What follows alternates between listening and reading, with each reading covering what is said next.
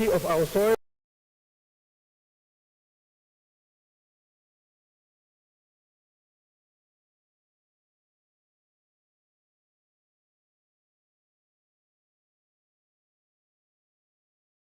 The natural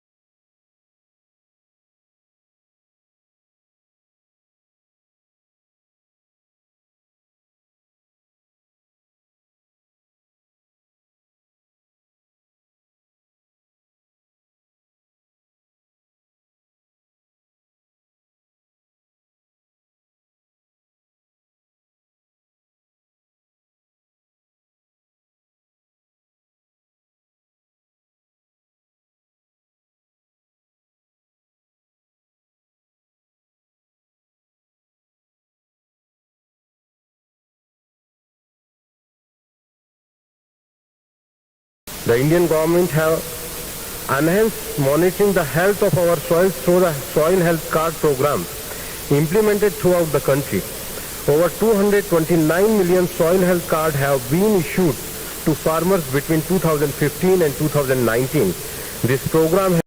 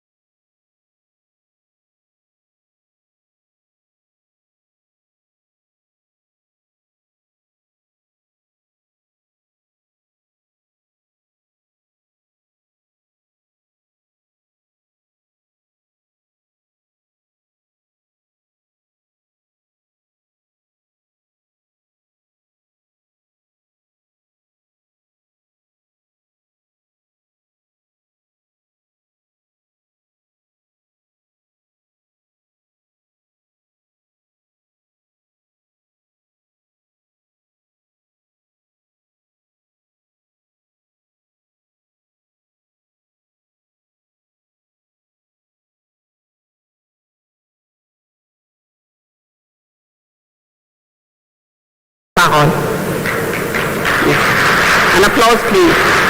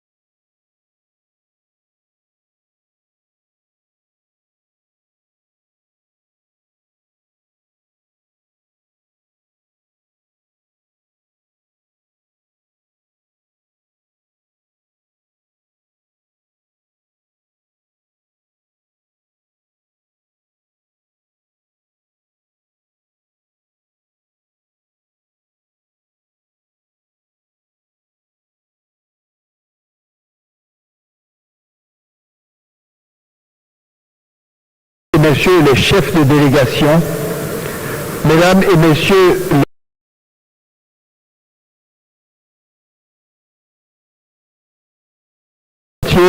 pour faire progresser l'idée d'une gestion plus durable de la terre, chers amis de la presse, Mesdames, Messieurs, c'est pour moi un grand honneur de prendre la parole au cours de cette 15e session de la conférence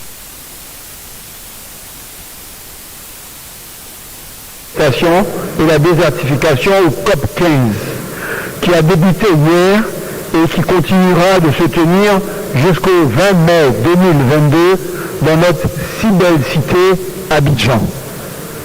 Permettez tout d'abord qu'au nom de son Excellence, Monsieur le Président de la République de Côte d'Ivoire, Monsieur Alassane Ouattara, je puisse vous renouveler nos chaleureuses salutations de bienvenue et nos sincères remerciements pour votre présence à cette assemblée stratégique.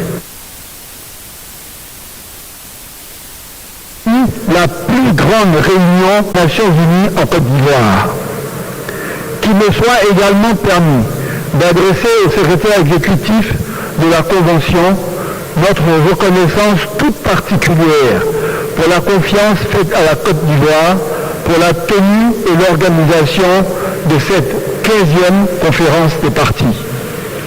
Mesdames et messieurs, par votre présence, vous marquez votre engagement sans faille pour la COP 15, pour l'importance de ces enjeux environnementaux, sociaux, économiques.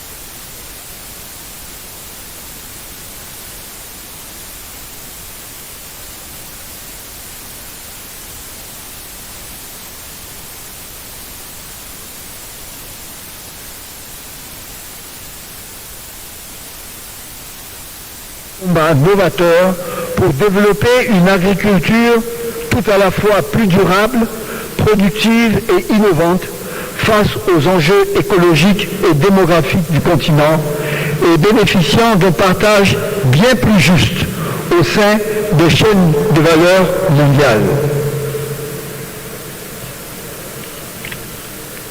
Mesdames et messieurs, accueillir la COP 15 en Côte d'Ivoire, c'est d'abord honorer une nation qui renaît depuis une décennie de façon extraordinaire grâce au leadership éclairé du président de la République, son Excellence M. Alassane Ouattara, et à l'engagement patriotique de tout un peuple. Mais c'est aussi choisir un pays qui est, par sa place géographique, au centre des enjeux de cette conférence, avec près de 60% de son territoire et 90% de sa partie septentrionale affectée par la dégradation des sols arables et leur assèchement. C'est enfin avoir désigné un pays au cœur d'un continent, l'Afrique, qui vit parfois encore plus directement les enjeux cruciaux de l'épuisement des terres cultivables, sous l'effet de l'action humaine et des changements climatiques, menaçant ainsi sa sécurité alimentaire et sanitaire, celle de millions de personnes, comme le progrès économique et social enregistré massivement sur le continent depuis plusieurs décennies. La Côte d'Ivoire est donc plus qu'un simple pays hôte, elle est un pays témoin de ce processus environnemental et humain exigeant. Elle veut être un pays acteur de sa résolution, un pays moteur d'idées et moteur de solutions. Mesdames et messieurs, honorables invités, le thème central de cette COP 15, conférence des parties sur la lutte contre la désertification et la sécheresse, est terre, vie, patrimoine, d'un monde précaire à un avenir prospère. Sa formulation même se veut tracer une exigence d'une part et une espérance de l'autre, face à la hauteur du défi qui nous fait faire face. Elle souligne évidemment, comme nous l'avons dit, l'ampleur des conséquences que la désertification fait peser de nos pays à nos vies, de nos sols à nos cités, de notre sécurité alimentaire à notre développement économique. Elle parle des enjeux stratégiques de notre forêt. En 60 ans, le couvert forestier à 3 millions d'hectares, bouleversant les équilibres économiques ou humains du pays, sous la pression de l'expansion de l'agriculture, pour les 2/3 de l'exploitation forestière et de l'extension des infrastructures ensuite. Cette déforestation, symbole de la dégradation des terres dans notre pays, et c'est contre elle qu'un nouveau code forestier a été adopté en 2019, ainsi qu'un plan d'$1 milliard pour restaurer 20% de notre couvert forestier initial d'ici 30 ans. À côté des enjeux de la déforestation, la qualité même des sols soulève d'autres questions, avec des valeurs du carbone organique du sol qui ne permettent pas toujours de supporter une production agricole durable et indiquent l'urgence de la restauration des terres. Une restauration indispensable, puisque si elle n'était pas menée, 2 à 6% de ménages supplémentaires pourraient basculer dans l'extrême pauvreté d'ici 2030 en Côte d'Ivoire. Alors que dans le même temps, les études réalisées par la COP 15 indiquent l'intérêt économique de la restauration des terres. Chaque dollar investi peut y générer jusqu'à $30, justifiant ainsi pleinement l'intervention du secteur privé dans ce combat. Enfin, avec une hausse de température de 2 degrés en moyenne pour l'ensemble du pays et des fluctuations majeures des précipitations, les changements climatiques d'ici 2050 impacteront nos sols, qui ne pourront supporter une production agricole durable, qui ne pourront supporter une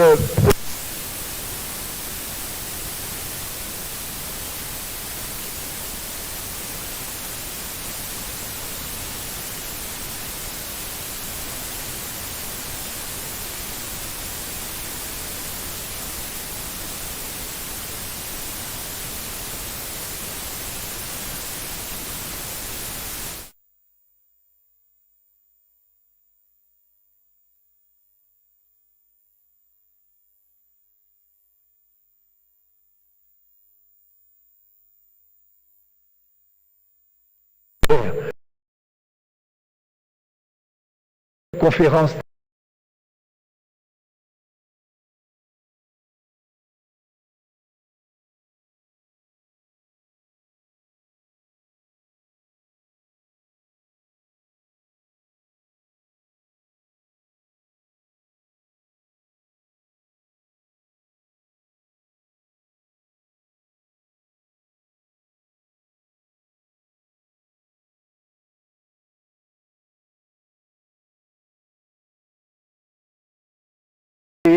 pourront donner vie à une agriculture productrice et nourricière, respectueuse de son environnement, une agriculture puissamment modernisée, utilisant semences, intrants, hydraulique et mécanisation pour des rendements 3 fois supérieurs à nos standards actuels.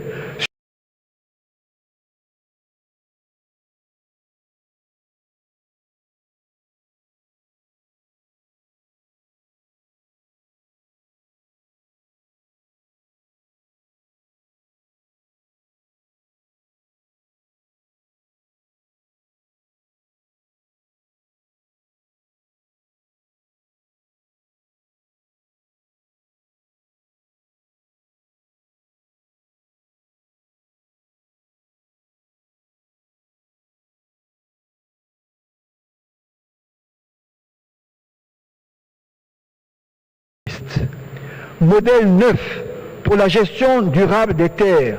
L'initiative d'Abidjan souhaite être une feuille de route à partager.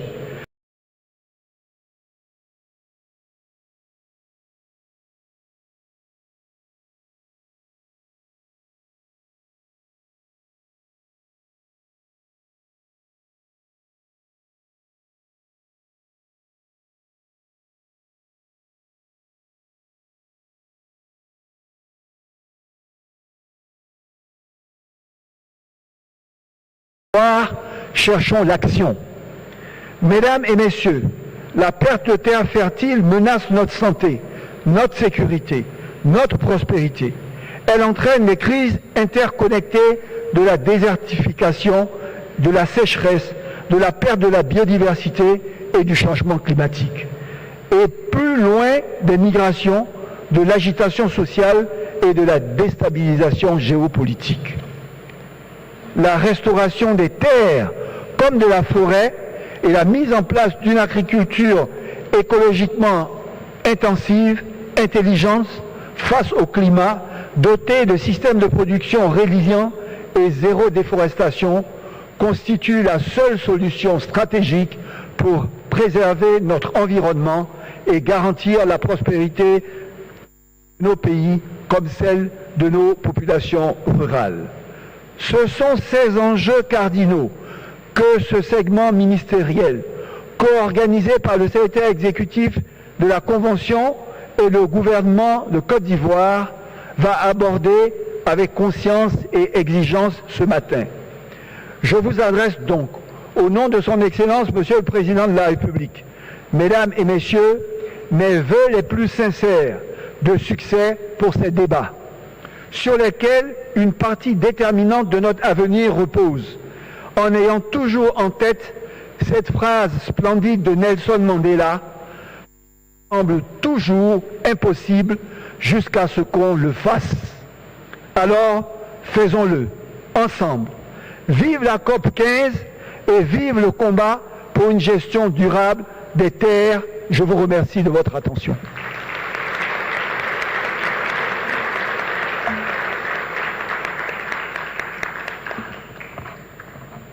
Ladies and gentlemen, dear delegates, I would like to convey to all of you on behalf of my head of state a really cheerful stay in Côte d'Ivoire, our traditional welcome.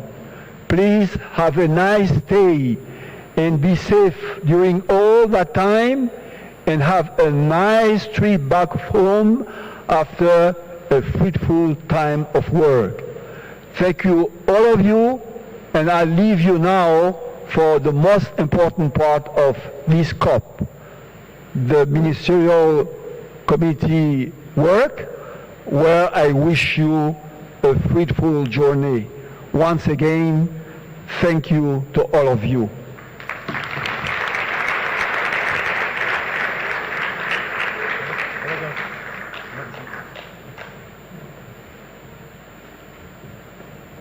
Thank you very much for those inspiring words, which you actually ended from the land of my ancestors, the Xhosa, from Nelson Mandela. It all seems very impossible until we do something. Thank you, Prime Minister Patrick Achi. We now come to the end of the official opening of this event, of this high-level segment. Excellencies, distinguished ministers, ladies and gentlemen, we heard there the cost of inaction. It is important that we have action, action, action for land, life, and legacy. As we've now come to the end of the official opening of the high-level segment, I'd like to take this opportunity to invite Sadhguru for a 5-minute intervention on matters of land. You have the floor, sir.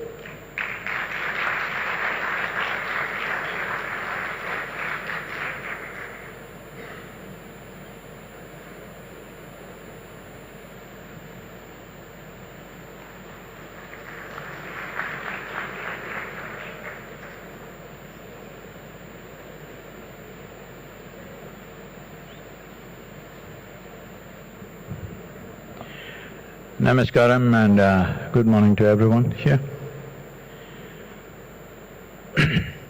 Well, in this august audience, I don't have to go about talking about all the horrific statistics we have about all the negative things that are happening with the land and soil on this planet. But as a solution, I see definitely there are many nuances to the solution and the very important aspects which are not small in number or complexity. But I feel the most important thing if we want to achieve something is, as we have found of all the conventions, one convention which bore positive and conclusive result was the 1987 Montreal Protocol, where we focused on the ozone holes, and largely it was fixed because of single-pointed action. I think a time has come where that kind of action is needed for soil. Separating soil from every other issue, though they are significant and important, it's important that we separate soil from the other aspects, because all these other aspects are relevant to our lives only as long as soil is alive. Keeping the soil alive, the simplest way to do this is, because nearly 54% of the world's land is under plough or farmland, another 18 to 20% is partially under farming. So nearly 70% or 71% of land is farmland, 4.2% is urban land. So essentially our problem is 71% is ploughed, 4.2% is paved. This is the essence of it. So this has done one thing that we have forgotten about, which I don't see any mention anywhere, is this has reduced the photosynthesis process, which is a huge process of sequestering carbon and producing oxygen for this. If I have to repeat this fact, that before the phenomena of photosynthesis, the average oxygen content in the atmosphere was a shade over 1%. Today it is 21%, but in the last 1,000 years, the photosynthesis as a phenomena has come down by 85%. So to fix this, one important thing is, urban lands, there is nothing much we can do. We can make it a little more greener, of course, but beyond that there's nothing much. It's agricultural land. Why agricultural land is most important is, this is a piece of geography that human hand is tending to on a daily basis. If we can't fix this, how are we going to fix other things?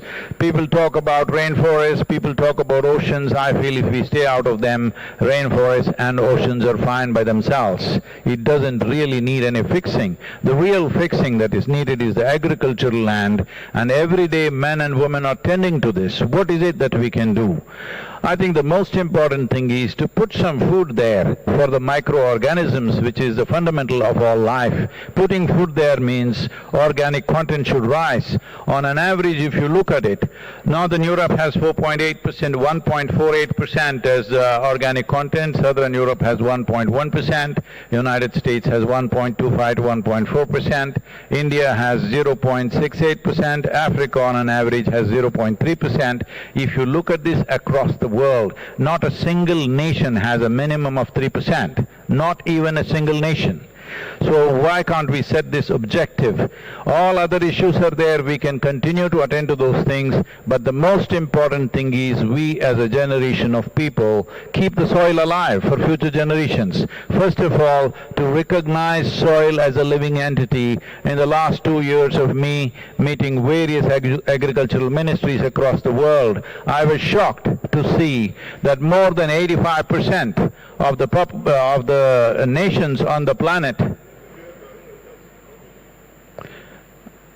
more than 85% of the nations on the planet still look at soil as an inert substance which can be fixed by adding a chemical or taking off a chemical. If we do not change this attitude, we will not fix the soil. Setting up 3% as a minimum average for every nation, and setting up an incentive process for the farmers to get there, making the incentives attractive enough that farmers will aspire to be there. And once they get there, the industry and business to facilitate carbon credit systems for the farmers is a second line of incentive. What I'm seeing is we've been working with hundreds and thousands of farmers.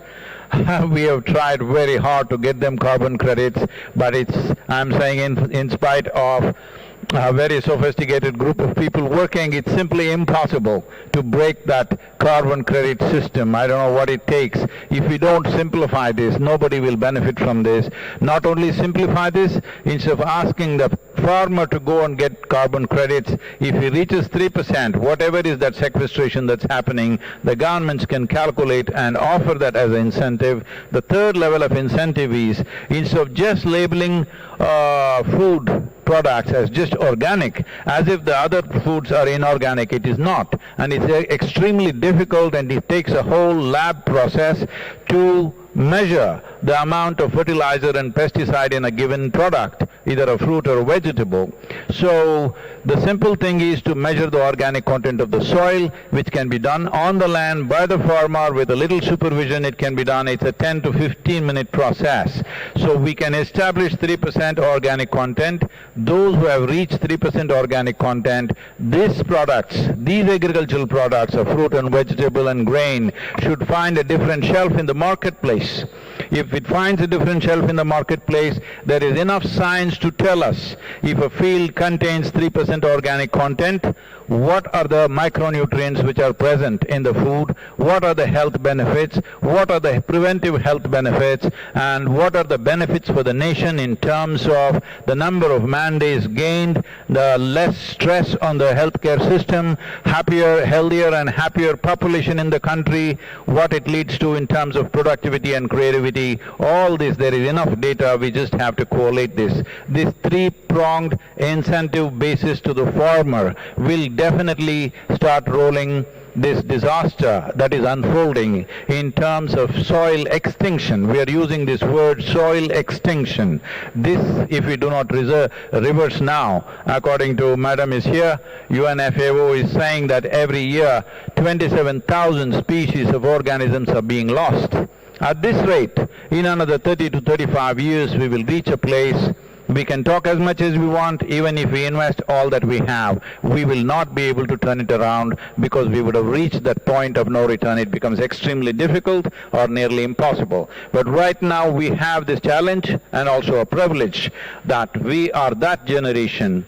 If we act now, we can be that generation we turn back from the brink of a disaster. I would like to see that all of us strive for this. In these complex issues and complex solutions, implementation becomes a huge challenge, because implementation has to happen on the land, and land is not managed by scientists, land is managed by farmers. So it's extremely important. It must be a single point agenda, incentive-based agenda. If inspiration, incentives and disincentives after a certain period of time is the way forward, this is my appeal to every one of you, because I don't want this COP15 to end as one more convention with more paper and more paper. This must end with concrete action, and action in such a way that it's implementable. It is implementable, and we will see a distinct change in the coming few years. Thank you very much for having me here.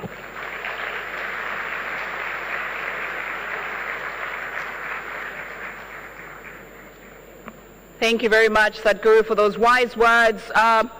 I just realized that I did not quite introduce him. I'll do a very quick one. Sadhguru is actually from India, and a yoga guru, and also a proponent on spirituality, the founder of the Isha Foundation, and has over 3.9 million followers on Twitter, so you can find him there. At this juncture, I'd like to take the opportunity to now introduce the next interactive dialogue session, Land Regeneration, the role of youth in shaping the sustainable land agenda.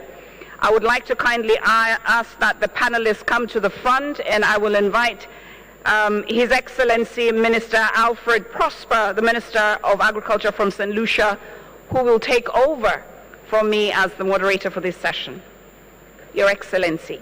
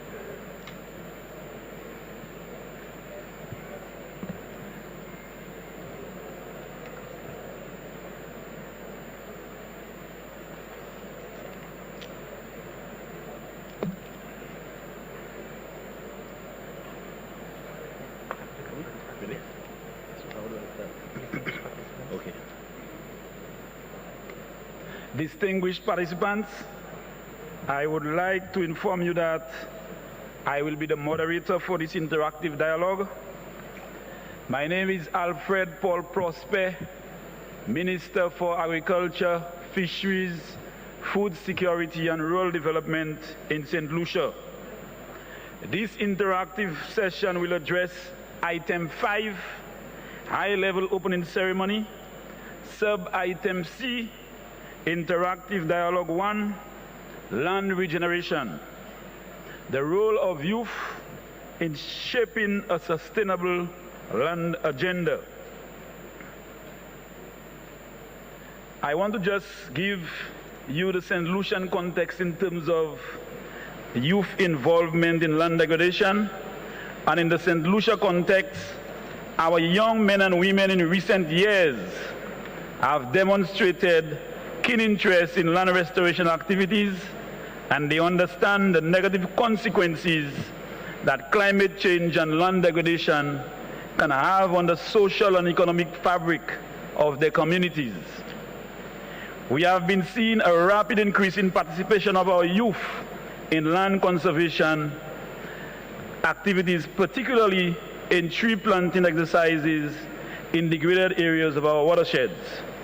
Such level of participation is a clear indication that our young people in St. Lucia are aware of the negative impacts that natural and man-made disasters can have on our forests, soil, and water resources, and the need for urgent attention to address those emerging issues. This is why it is absolutely imperative that youth be placed at the forefront and fully engaged at the local and national levels. St. Lucia has recognized this need, and so we want to create decent employment and green jobs for our youth. We are taking measures to have programs that include or encourage collective and meaningful participation in land restoration activities. Let me warmly welcome all our distinguished speakers today. The first one is Ms. Tarja Olenen, former President of Finland and UNCCD Land Ambassador. The second speaker would be Mamadou Tori, Minister of Promotion of Youth, Professional Integration and Civic Service. Ms. Isha Mitra, Global Focal Point of the Youth Caucus for Desertification and Drought, International Forestry Students Association. Ms. Patrika Combo, UNCCD Youth Land Hero, and Mr. Diabet Irahima, President of the Youth National Council of Côte d'Ivoire. I now give the floor to our first speaker, Ms. Tarja Halonen, former President of Finland and the UNCCD Land Ambassador.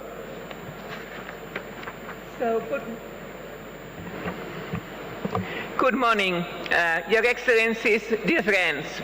So yesterday at the high-level opening session, the youth representative said loud and clear, hear our voices. And that's what we have to do now. So climate change affects all of us, but especially the youth. Young people will deal with the future consequences of the climate crisis, and we need to listen to their thoughts, concerns, ideas, and include them in all discussions already now. So the young activists from around the world have been working hard to keep the climate agenda and other SDGs in the decision-making tables. So the youth themselves also take action in their daily lives. In Finland, for instance, young people are pioneering in sustainable food choices, consumption, and transportation.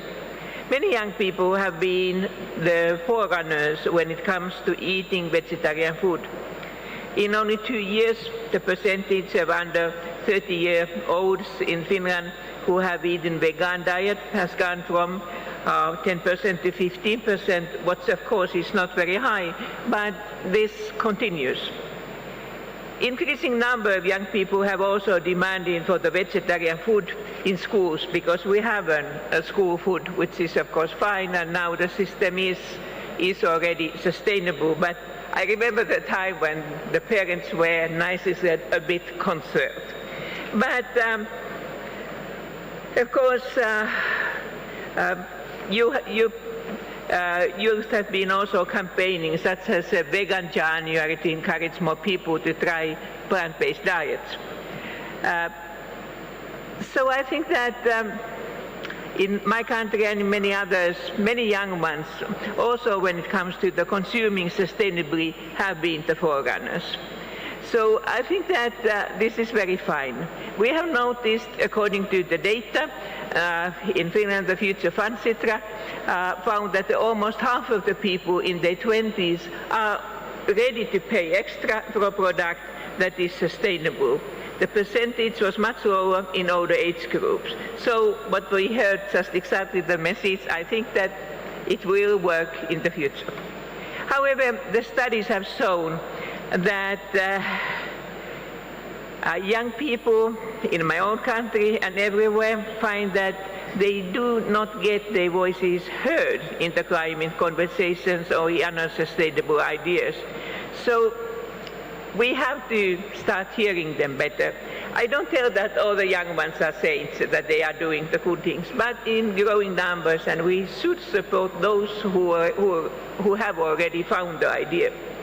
So, dear friends, we need to support young people in their efforts to put climate change and SDGs at the center of the decision-making tables, and to include youth in these discussions, like we have now started to do. This cannot only stay at the formal level. We need to show the youth that we need their knowledge and views on climate issues and all these issues for the future. Youth councils, participatory hearings, and new platforms are needed in efforts to include the young ones and to bring forth a new communication across generations and positions.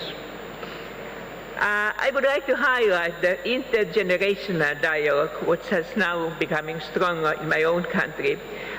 I don't accuse parents, our own children, but sometimes grandparents have perhaps more time to listen. And that's why I think that we, in all ages, we have to have knowledge that the young one would like to share their ideas with us. So meeting and hearings are a good start, but we must ensure that the ideas and recommendations are moved into practice and further actions. I fully agree what we have we heard by the Guru. We have to remind present youth also that it's not concerning they themselves, but they have to give in the future the same way the room for the new young ones. So I welcome this discussion, and I hope that we all got the new ideas and ideas how to work together. Thank you very much for your interest. Thank you for your presentation. I now give the floor to Ms. Isha Mitra, Global Focal Point of the Youth Caucus for Desertification and Drought. You have the floor. Good morning, everyone. So today we are here to discuss about the role of the youth in the shaping of our sustainable land agenda. So first of all, I would like to say that the youth generation is the intergenerational gap solution pathways, because there are 1.8 billion young people in the whole world, and we are the generation who can mitigate the problem between the intergenerational gap for the knowledge and the education. So 90% of the youth generation is accommodated in all the developing country, and if we can see the problems what we are facing regarding sustainable land and land solution, that is mostly accommodated for the developing country along with the developed country. So to solve the problem, we have to take care of the problem that what we are facing in the rural areas and what the today's generation is facing. And as a youth, I would like to say that we are the generation who are going to face the future problems, and so we have to take care of what we are going to do next. So first of all, if we can talk about the roles of the youth, what we are doing right now.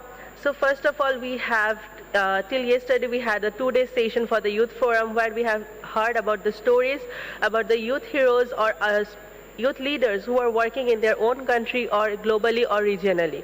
So it is important to listen what they are doing in their place and how they are trying to solve the problem.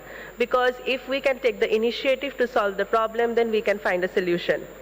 We have heard the stories of the land heroes, and that is really exciting and encouraging for all of the youth generation as well as the future generation who will be taking care of the future solutions.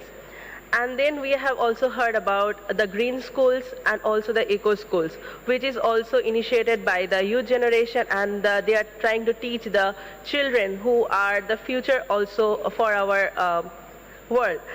And so I would like to just have a brief that as a youth, I want to have a platform where not only we have our own solution in our regional basis, but along with it we should have a capacity development, we should have a financial support so that we not only encourage ourselves but also sustain ourselves for the future. So in a gist or in a solution, I would like to ask everyone that any solution or any support we are looking for the youth generation, it should not be regional. Every region should be given equivalent importance. Every country should be given equivalent importance so that no one can left behind. And we are working in our own space, but we also need the support so that we can work more and we can teach the future generation more. So in a last word, I would like to conclude that we are the generation who are trying to make a difference, and we'd like to help get support from all of you. Thank you so much.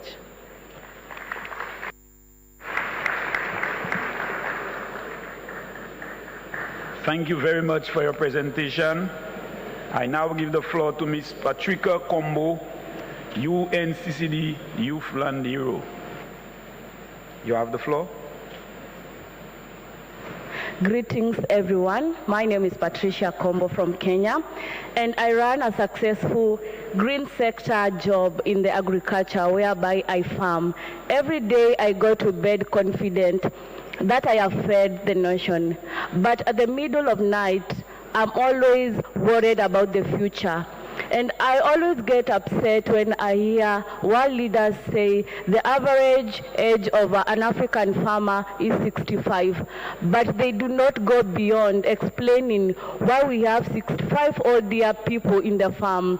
And the reason is because in our African societal cultures, young people do not have access to land tenure, and that old people continue to hoard land. And this makes restoration for young people a challenge.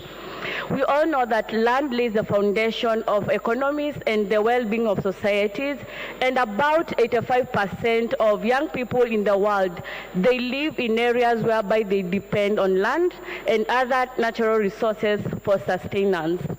Today, I'm very confident that across the world, young people are working. They are doing everything that they can to secure their life by transforming the food systems and engaging in measures to ensure that they reverse land and ecosystem degradation. But again, the ability for young people to engage meaningfully in ecosystem and land restoration is limited to a lot of factors. And that's why even when you go to the internet, they will say the average farmer is an old person, yet we are working hard to ensure we secure our life. And one of the challenges that young people really face is financial support to scale up their initiatives and also to have meaningful restoration. Another issue is access to knowledge and land tenure rights. We come from a continent where our education system only shapes young people to look for white-collar jobs, but we do not give prominence and a lot of emphasis on the green sector and the land-based jobs. Every time I hear conferences on STEM, science, tech, engineering, but rarely do you hear conferences and organizations working to push land and agriculture, yet it's the backbone of our economies and it feeds millions of people across the world. And again, we are talking about models where young people can learn from green business and where they can actually acquire skills. If you go to the medical and all other prestigious careers that the world assumes, you will find there are models where you can learn. Young people go and they get the information. But when we come to land and green-based jobs, people assume is for the people are not learned and also for the people living in rural areas, and this is really actually undermining youth participation in restoration. And secondly, what I would like to talk is about the three key issues that we young people feel if you world leaders and the world really put in progress, we will actually transform our food systems and we will have meaningful engagement. And one is inclusion. More often I see forums where only people or only young people who are learned or who have gone to universities are being invited.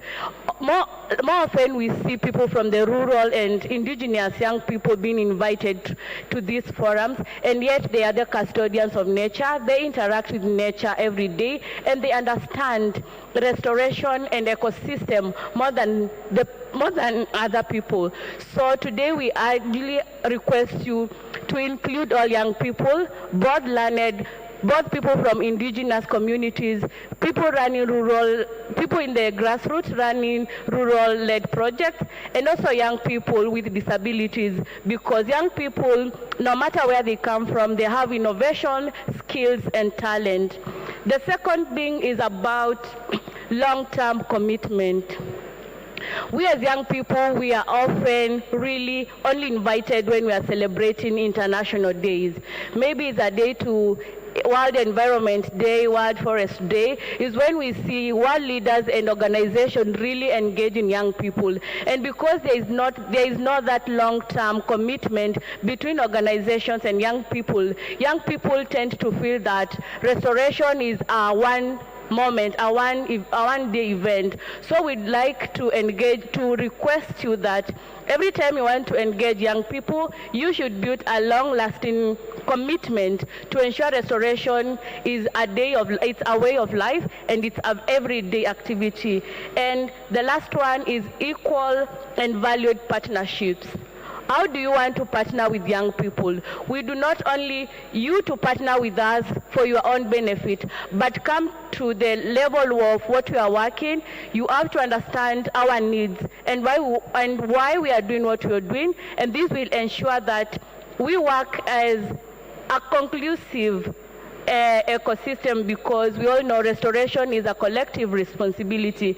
And finally, the most important thing that I would like to request is changing of cultural and societal values to accommodate young people. I cannot restore land if it belongs to my parent, because every time I feel I'm working on a borrowed time, I will always have to consult. Should I plant this tree? Should we use this? Can I do organic farming? And every time I'm being forced to ask, it actually draws away my morale. And finally, I see world leaders here and ministers. We need you to incentivize agriculture, because if today I win a lottery, to be honest, and a million of young people can concur with me, I'd rather invest in other thing or buy a car, because land is not that supportive and it's not a venture I would like, because it's not well incentivized. For us to transform food systems, young people must come at the center. Thank you.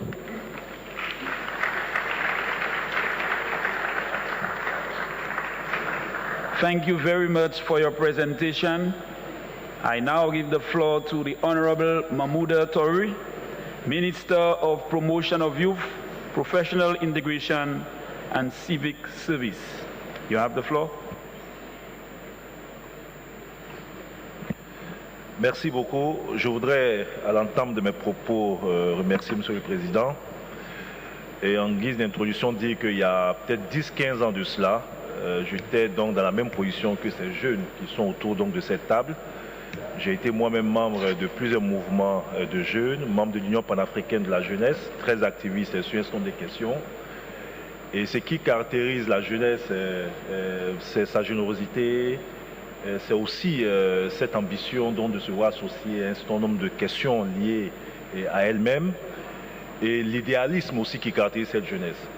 Je fais cette petite introduction pour dire qu'en 10-15 ans, donc je suis passé de cette position de jeunes membres de réseaux internationaux pour me retrouver dans une position de ministre en charge donc, de la promotion de la jeunesse et en charge d'une question importante qui est celle de l'insertion des jeunes. Donc face à un défi qui est donc de mettre en œuvre la politique gouvernementale en faveur donc, des jeunes. Je le dis parce que nous sommes confrontés, je pense que mes collègues qui sont dans la salle, donc c'est la même chose, à d'énormes défis. En Afrique, nous avons la plupart donc, de notre population qui est jeune. En Côte d'Ivoire, c'est près de 77% de la population qui a moins de 35 ans. Lorsqu'on prend les personnes en âge donc, qui ont plus de 35 ans en Afrique, nous sommes à près de 763 millions donc, de personnes selon donc, les statistiques de 2018.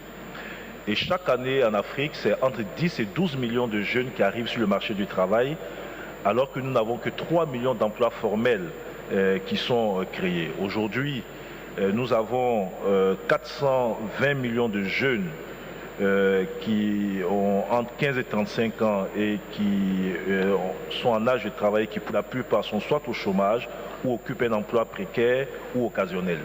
Lorsqu'on prend la projection démographique à l'horizon 2050, on aura près d'1 milliard de jeunes qui seront donc dans cette situation. Je dis tout ça pour montrer un peu les défis qui se posent à nous. Je donne aussi l'exemple d'un pays comme le Niger, qui en 1960 avait 3 millions d'habitants. Aujourd'hui, autour de nombre de 19 millions d'habitants. En 2035, aura 40 millions d'habitants. En 2050, à peu près 63 millions d'habitants, avec seulement aujourd'hui 8% des terres qui sont donc arables. Et selon les projections sur le changement climatique, on n'inverse pas les tendances. C'est seulement 2% de terres arables que le Niger aura à l'horizon 2050, avec près de 103 millions d'habitants, alors qu'il n'en avait que 3 millions en 1960. Je dis tout ça pour dire qu'on a un défi donc, par rapport à notre jeunesse, mais on a aussi un défi par rapport donc, à la gestion des terres et surtout aux opportunités que peut offrir donc, la terre pour résorber la question donc, du chômage donc, des jeunes. Je voudrais ici saluer en mon nom, mais surtout au nom de ces jeunes, cette opportunité qui lui a été donnée, et notamment le forum des jeunes qui a été organisé et qui a permis à ces jeunes de donner leur propre perception de leur avenir, leur propre analyse des problèmes qui se posent à nous aujourd'hui et surtout les réponses, les solutions concrètes qu'ils proposent aux dirigeants que nous sommes.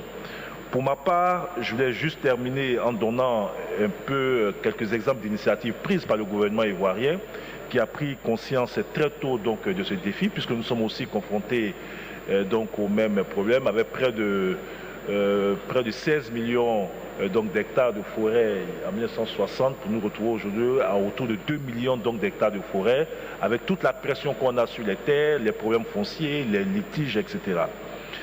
L'une des premières solutions pour nous, nous sommes un pays essentiellement agricole, c'est de continuer à investir massivement dans l'agriculture. Et pour ce faire, changer de paradigme, ne plus aller sur une agriculture expansive. Nous avons développé avec une école, l'INPHB de Yamsokro, l'école donc de l'agriculture, des nouvelles techniques agricoles qui permettent donc d'installer des jeunes. Il y a 400 qui ont été installés et qui permet à des jeunes de sur une surface très réduite, donc avec les nouvelles techniques agricoles, de produire en grande quantité. Aujourd'hui, à l'hectare par exemple, ces jeunes arrivent à produire 7 fois plus que la moyenne.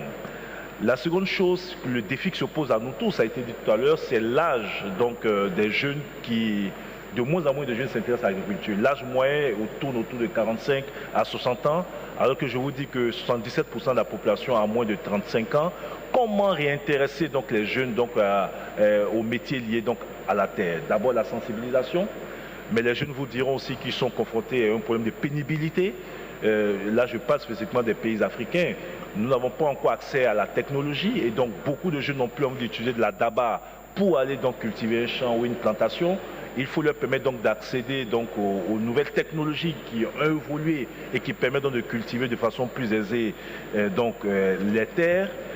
Il y a aussi donc ça pose aussi le problème donc, de la modernisation de notre agriculture pour réduire donc la pénibilité. Il y a l'accès au financement. On a de plus en plus d'agripreneurs, des entrepreneurs dans le milieu de l'agriculture. Mais comme pour la plupart donc, des entrepreneurs jeunes dans nos continents, ils sont confrontés à un problème de financement. Les banques ne font pas confiance aux jeunes, surtout les primo-entrepreneurs. Et ce que nous avons nous essayé de faire, c'est de mettre en place des fonds de garantie, notamment dans une banque d'État. Et ce fonds de garantie permet de contourner les exigences des banques classiques. Et donc le fonds de garantie permet donc aux banques, sur la base donc, des ressources mises comme garantie, donc de prendre le risque de prêter de l'argent à des jeunes en finançant donc leurs projets, surtout dans le secteur de l'agriculture, mais comme dans d'autres secteurs. Donc voici un peu les quelques éléments que j'ai voulu mettre à la disposition des uns et des autres et me féliciter donc de l'organisation de ce forum et surtout des résolutions pertinentes qui en ressortent. Et en tant que ministre, et je souhaite partager cela avec l'ensemble de mes collègues, notre responsabilité c'est vraiment d'être à l'écoute et de voir dans la limite des contraintes qui sont les nôtres comment mettre en place ou mettre en œuvre ces politiques proposées par ces jeunes. Il y va de notre avenir à tous. Je vous remercie.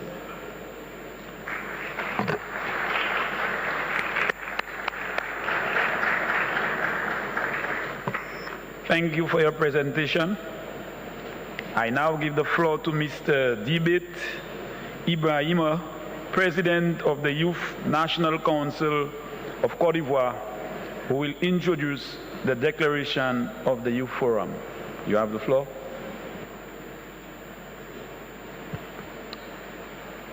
Merci, Monsieur le Président. Monsieur le Président, Excellences, Mesdames et Messieurs, les souvenirs sont nos forces, disait Victor Hugo. Et quand la nuit essaie de revenir, il faut allumer les grandes dates, comme on allume des flambeaux.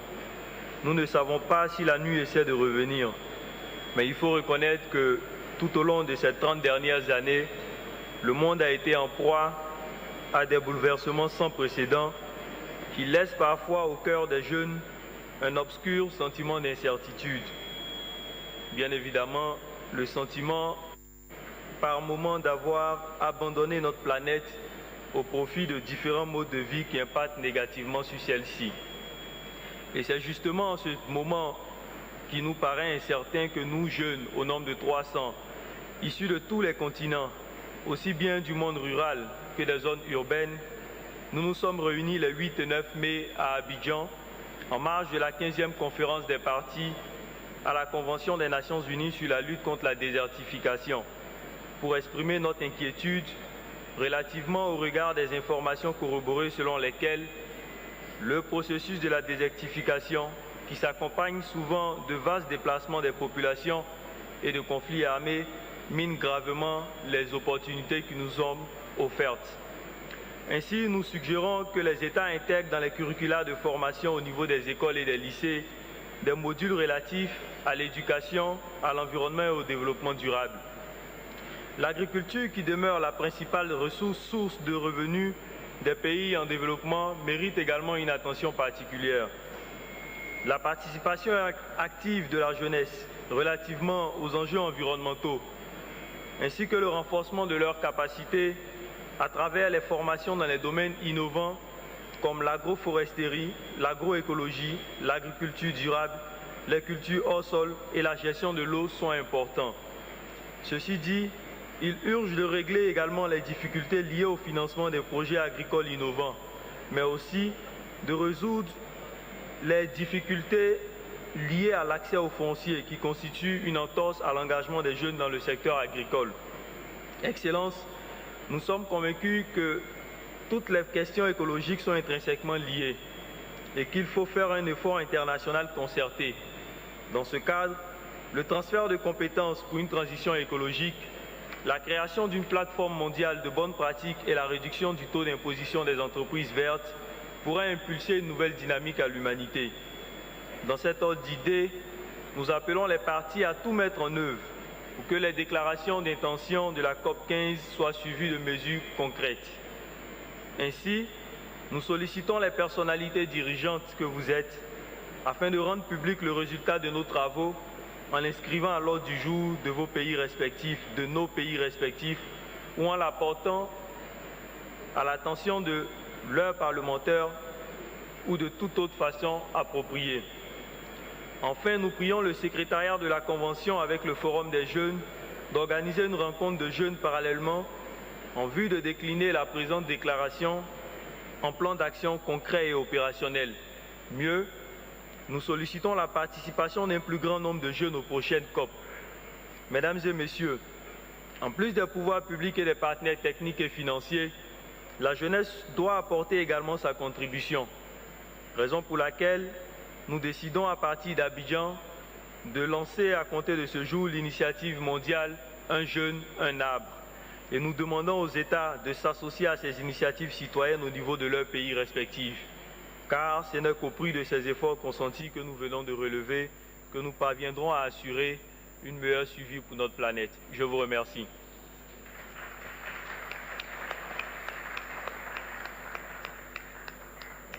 Thank you for your presentation.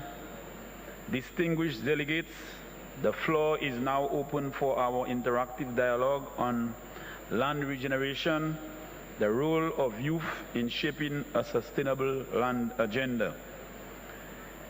Delegations wishing to take the floor are reminded to press the microphone only once.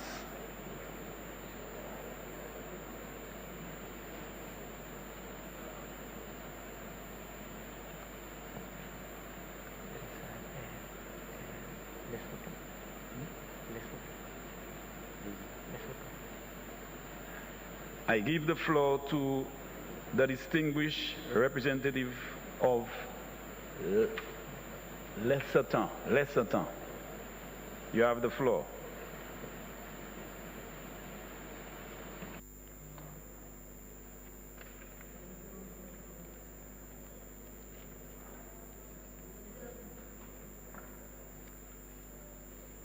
Lesotho, you have the floor.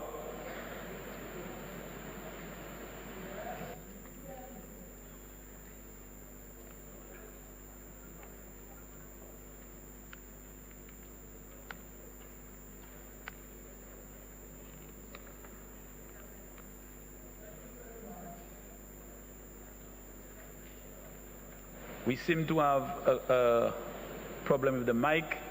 I now give the distinguished representative of Italy. You have the floor. Good morning to you all. Honorable Chair, thank you, authorities, fellow delegates. It's a pleasure for me today to represent my country, the Republic of Italy, in such an important meeting where we talk about young people and their role in the action towards a more sustainable planet. Actually, the role of youth is a crucial and cross-cutting theme to all the issues that we will address in these days. Young people are the ultimate recipients of our agreements, as they will see, and in some way will suffer, the consequences of our decision. For this reason, too, we consider that their involvement in decision-making processes as active stakeholders and not only as recipients of choices is fundamental. In other words, today, the voice of young people is a voice that we can no longer ignore. Italy has taken very seriously the requests arising from the youth, and in October 2021 has promoted in Milan the conference Youth for Climate Driving Ambition, held on the occasion of the preparatory conference of the UNFCCC COP26. It aimed at creating the conditions for young people from all over the world to exchange their opinions, participate in debates, and take action on issues which are perceived as the most urgent and paramount. The final Youth for Climate Manifesto has underlined the importance of a meaningful and lasting involvement of young people in decision-making processes, especially those coming from marginalized and vulnerable communities. The Youth for Climate Conference also played a key role in raising the bar of COP26 ambition, providing clear guidance from young people on concrete actions to be implemented. For these reasons, at the end of the COP26, the Italian Minister of Ecological Transition announced that the experience of Youth for Climate would be transformed into a permanent platform. Italy is already working with the support of a UNDP to the organization of the conference's next editions, which will ensure a safe and inclusive space to promote the exchange and implementation of climate solutions designed and led by youth. The same spirit had already animated the Global Youth Initiative, which was launched during the UNCCD COP13 in 2017 in Ordos, as the first step towards increasing youth involvement in decision-making. And the Youth Forum held during COP14 in Delhi as well underlined again the importance of youth participation at all levels. Italy appreciates and will continue to support this approach in a perspective of full involvement and leadership of future generations. This approach is indeed reflected in the project Creating Lands of Opportunity, Transforming Livelihoods Through Landscape Restoration in the Sahel, promoted by the Italian Ministry of Ecological Transition through a contribution of €6 million to UNCCD. In particular, this project is expected to result in the restoration of about 20,000 hectares of degraded land in Burkina Faso, Ghana and Niger, reaching more than 300,000 beneficiaries, with particular attention to vulnerable groups, including youth, who, together with women, will help to represent at least half of the beneficiaries, with the overreaching objective to create new green and land-related job opportunities, especially for young people of local communities. Italy's presence in this area has a long and strong tradition, and this recent project is in line with a number of initiatives in the frame of development cooperation. The Sahel region and young people also are at the full attention of the Italian Ministry of Foreign Affairs and International Cooperation and of the Italian Agency for International Cooperation, which since many years carry out several projects aimed at making life easier for people living in those lands. In order to guarantee the ownership and therefore the long-term sustainability of the results achieved, all activities are planned through a participatory approach with the involvement of local stakeholders with special regard to youth. In particular, the capacity building program includes the cooperation with youth representatives to ensure that the content and tools deployed respond to the specific needs of young people of the regions involved in the projects. In the long term, this set of actions aims at improving the living condition of local communities and especially of younger generations, granting them a better food security, increasing agricultural production and their resilience to climate change, thus supporting the achievement of the Sustainable Development Goals 15, Life on Earth. I conclude and thank you by announcing that tomorrow morning from 8:30 to 10 a.m. an ad hoc side event will take place in which the approach, objectives and first results of the project will be presented in detail. I invite everyone to participate. The event will specifically aim to deepen the connections between land degradation neutrality, the ecosystem approach and the development of sustainable value chains to ensure a future of prosperity to all, especially to future generations. Thank you so much.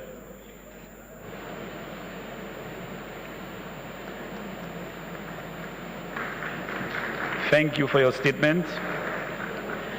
Due to time constraints, I would ask of the delegates to keep your statement as short as possible. We have 2 countries of delegates that would be presenting. Because of time, we only have 2 left. I will give the floor to the distinguished representative of Kazakhstan. Sorry for my... Sorry. Yes, sorry, that's... Kazakhstan? That's... You have the floor. That's Kenya should be...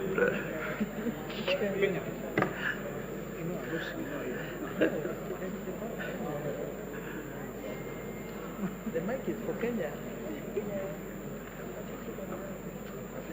You make the correction as you proceed. The mics are Yes, sir. Okay. May I proceed? Thank you so very much. I shall be very brief, and because I think Patricia Combo, who spoke yesterday, actually not just yesterday, the day before at the Youth Forum, and also yesterday before the heads of state and government, and today here, I have spoken for the youth of Kenya and of Africa. And I do not wish to in any way dilute what she has said, because it's profound what she said and what the other youth have said. I think the point here is, and the saying goes, we did not inherit this earth from our fathers or forefathers. We have inherited it, borrowed it from our children. So basically we are trustees for our children and trustees for our children's children and future generations. And we have messed up our trusteeship obligations. Wangari Maathai did say, and it is true, that those who suffer from environmental destructions are not those who are responsible for the destruction, but generations to come. It is clear to us that the children, the youth and the young ones, who in fact constitute more than half of the world population, know what is good for them. They know what they need to do. They have the solutions. And all what they're asking us about is lend us a hand. They have the numbers, they have the education, they have the technology, they have the creativity and innovation. It's not for us now any longer to keep on referring them as leaders for tomorrow, because this tomorrow seems never to come. And I think just in the same case as they have done in the climate change movement, the time has come, and I see them here, also initiating the land restoration movement, the youth land restoration movement, which needs to be given the due recognition and fullest support. I thank you. Thank you very much. Distinguished delegates, due to time constraints, we have now come to the end of our interactive dialogue on land regeneration, the role of youth in shaping a sustainable land agenda. I would like to take this opportunity to thank all our speakers today for the interesting presentations, and to also thank delegates for the active participation in a stimulating discussion. Please remain seated as the next interactive dialogue on future proofing land use, shifting patterns in production and consumption will start very shortly. I thank you.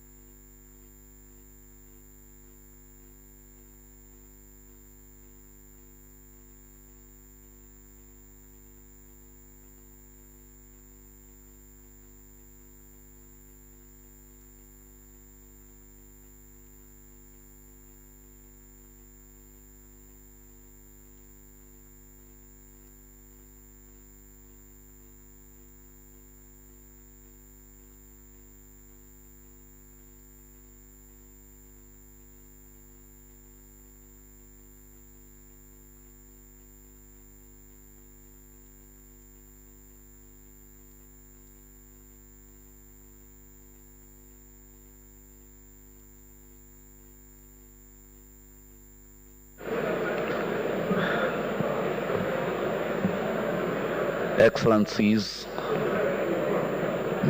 distinguished guests, may I request that we take our positions so that we can start this dialogue. I do appreciate the fact that we've had time overruns, but I think we've had equally important dialogues. May I request that we take our positions, please? I will proceed to give my introductory remarks as we take our positions. Excellencies, distinguished guests, our world is facing grave risks and threats.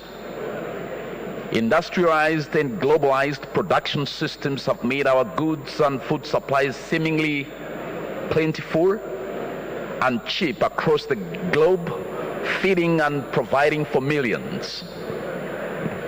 This, however, has come at a great cost, with rates of land degradation, biodiversity loss, and climate change driven by unsustainable production practices now posing a severe threat to economic systems and whole societies. The risks which we are facing are becoming even more pressing by the fact that climate change is aggravating land degradation. A recent study undertaken by the UNCCD assessing the impact of climate change on land degradation highlighted my own country, Malawi, as a high-risk country, with 46% of national maize production considered at either high or very high risk of being negatively impacted by land degradation and climate change. Malawi by far is not the only country that is exposed to this risk. This assessment highlighted that for 30 countries, at least 50% of their dryland cropland is situated in either the high or very high impact classes of potential climate change impact on land degradation. Other research has highlighted that, for example, Uzbekistan could potentially face a 20% to 50% yield reduction by 2050 for nearly all crops. The United States is likely to lose 40% of its maize crop per year due to pests. In the Sahel, unprecedented impact both under business as usual models or even slow emissions reduction models expected to occur from 2030 onwards. Land degradation clearly is a risk to our food and production systems. Ensuring health lands and soils will be crucial to ensure better resilience to climate change and impact from external shocks. Other megatrends such as localization of production is a trend which holds many opportunities but also threats. With increasing costs of logistics, it will likely become more expensive to import foodstuff, making health and productive soils even more important. The rise of the mega cities in many developing countries will also become powerhouses of consumption. The lowest income and low-income market segment in the food and beverage industry in developing countries already accounts for $2.3 trillion annually, with a strong tendency towards future growth. These are emerging markets which we need to capture in the right way, ensuring that lands and livelihoods are protected. Shorter and more diversified supply chains could create opportunities in many developing countries in terms of jobs, but also in terms of increasingly sustainable production patterns. There is a pressing need to transform our production and consumption systems to make sure they and the ecosystems on which they rely are resilient and future-proof.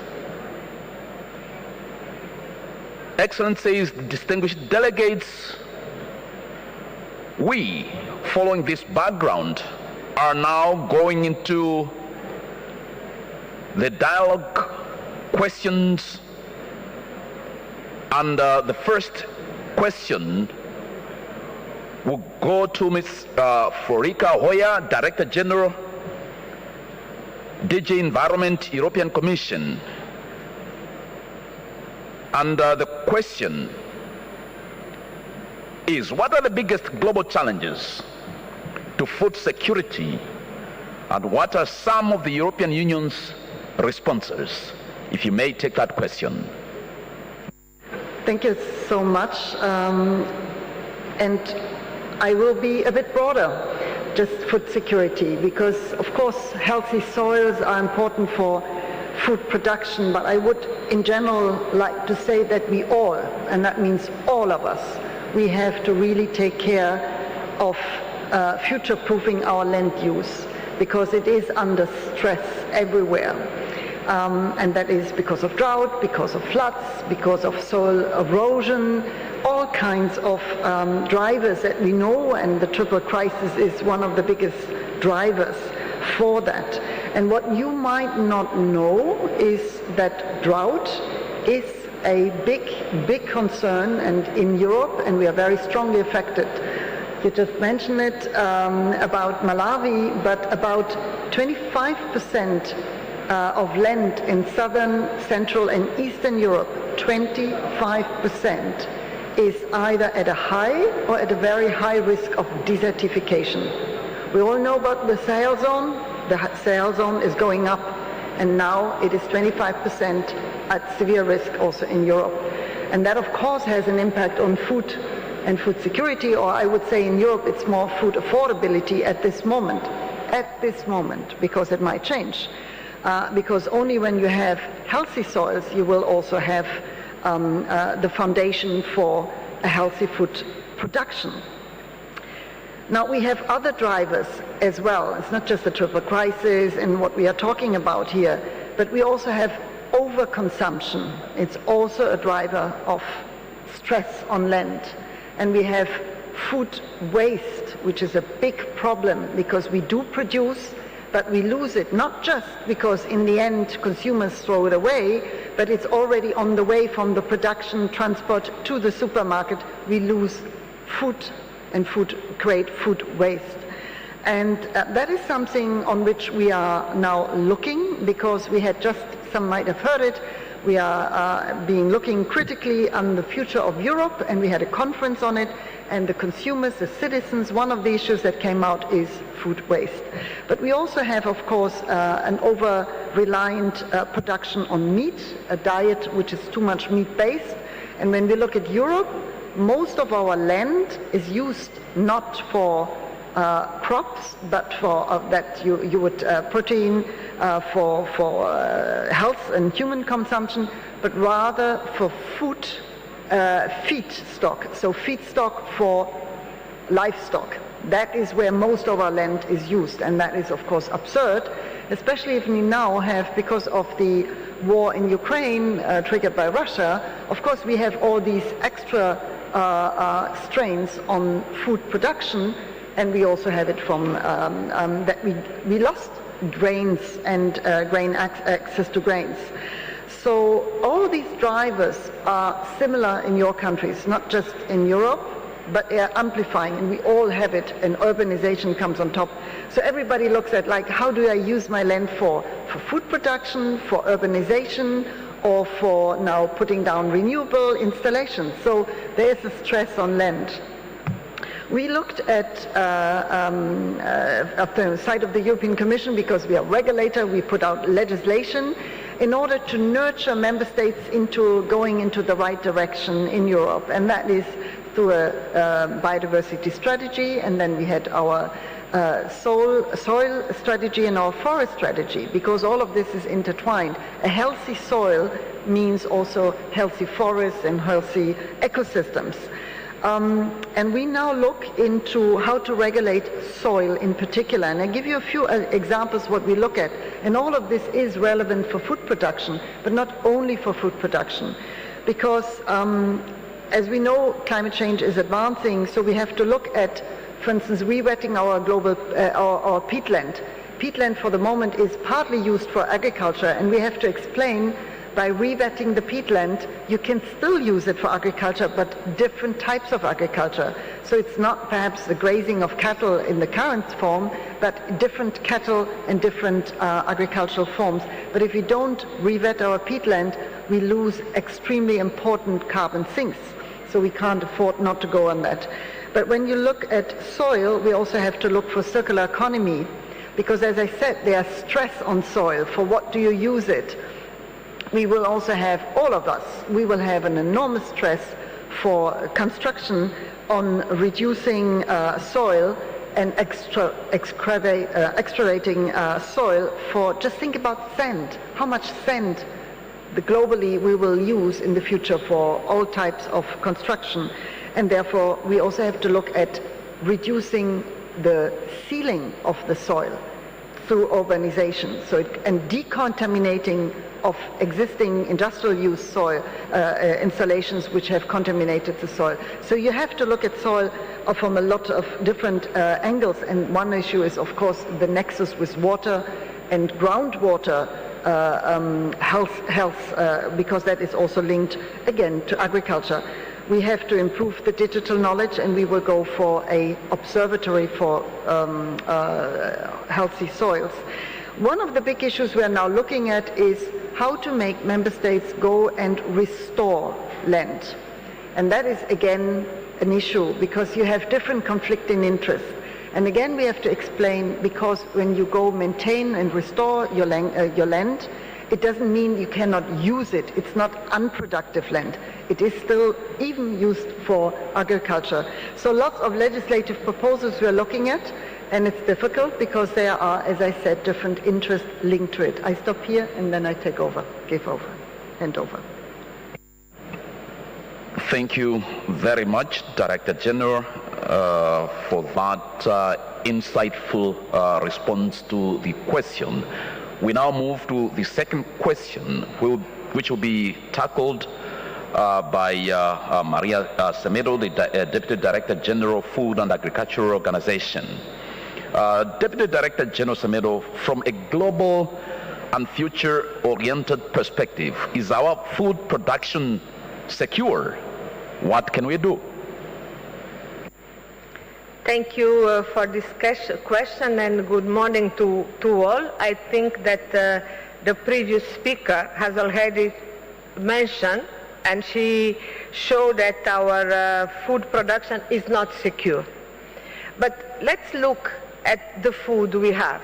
The food we consume, either it comes from land or it comes from the sea. 95% of the food we consume is coming from land. If it comes from land, where it starts? It starts with land or soils and water. Tomorrow, FAO, the Food and Agriculture Organization, will launch a report. It's the state of the world land and water resources for food and agriculture.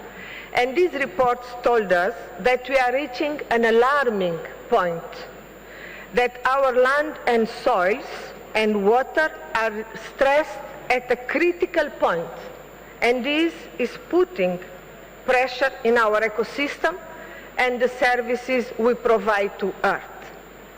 What this means and why we reach this situation, maybe let me start by this. Some has already been mentioned. We have a growing population that we have to feed. We have a competition between the different use of land, industrial use, urbanization, agriculture use, and those are bringing land degradation, water scarcity, climate change, and deterioration of our environment. We have the way we use our land. We are urbanizing. When we are developing urbanizing, we cut trees and we do our houses, we do the infrastructure. We need to better plan. We are increasing deforestation. FAO just launched the Global Forest Resource Assessment, and we see that the last 2 decades, we lost 10 million hectares each year. And why? We are cutting trees. It's coming from agriculture expansion. We are not improving the productivity in our water, our agriculture production. We are expanding the areas. And on top of that, we have the climate crisis and the climate change impacts. The climate crisis is bringing us drought periods, changing the rainfall patterns. We have also now 2.3 billion people are living in water-stressed countries, and 733 million in the global population lives in areas with critical stress. This meaning that this is the situation we have, is affecting our food production, is affecting our food insecurity, and we are over-exploiting our natural resources. But we have solutions. And what are the solutions, or how we can solve it?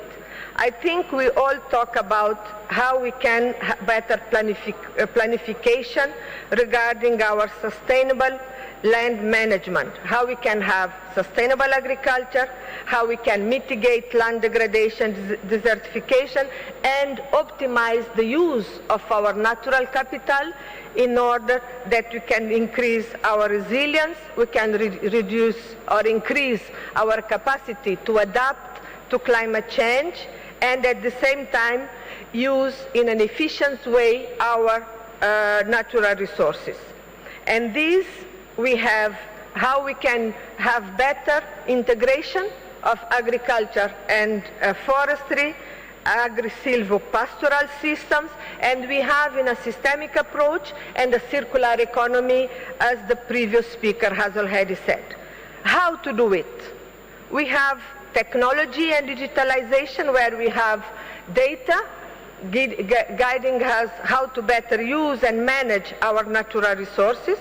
We have tools that allow us to better planning, the sustainable planning and management is available, how we can have better agroecological areas that we can plan and produce and have a better supply chain, how we can have innovative information and communication technology. In FAO, just to give you an example, we have a system we call WAPOR, is water productivity, is used by remote sense that we have data in monitoring water productivity. We know what water we need in the soil, how we can use the water, what are the gaps, and this brings us to a more efficient in the use of the resources. And we have also agriculture research, how we can have crop breeding, how we can have other farm practices, but at the same time we need a conducive enabling environment, we need a very strong political will, we have sound policies, and inclusive governance, that we have a full participatory process. Just to conclude, I would like to say that we need to have more incentives and to scale up green recovery.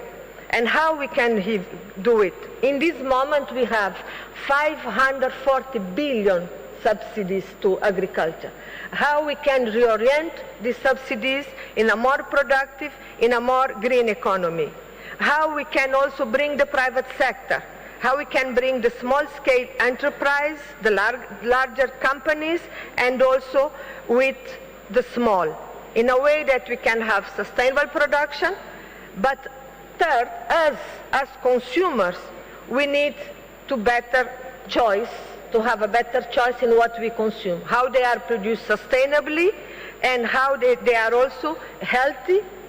And this brings me to say that we need to work together, we need to join forces, we need to have a holistic and inclusive approach in order to have a better production and a better environment. Thank you. Thank you so much. We need holistic and inclusive approach. We do acknowledge the challenges to future food production and need to find solutions now. The challenge is not only in the area of production, as highlighted earlier, the challenge is also in consumption.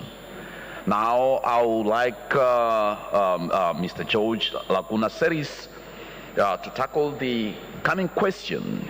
How can consumption contribute to more resilient value chains? Thank you very much, distinguished moderator. I am extremely pleased and honored to be here today. Let me start by just sharing with you who we are and what we're doing here. My name is Jorge Laguna Celis. I am the head of UNEP's One Planet Network. This is the 10-year framework of programs on sustainable consumption and production, whose secretariat is supported by the United Nations Environment Programme. We are, as a matter of fact, a multi-stakeholder partnership that works with the United Nations systems organizations, the stakeholder organizations, and national governments to help us change and create the necessary shifts on our unsustainable patterns of consumption, I emphasize, and production. We are here today to support the call made by the Executive Secretary of this important convention, Mr. Ibrahim Thiaw, to seize the opportunity to connect the dots across the different climate, land, and also pollution agendas to help us create this systemic and holistic approach to land degradation and shifting the policies and approaches towards land neutrality and using our land to be the source for support of sustainable livelihoods.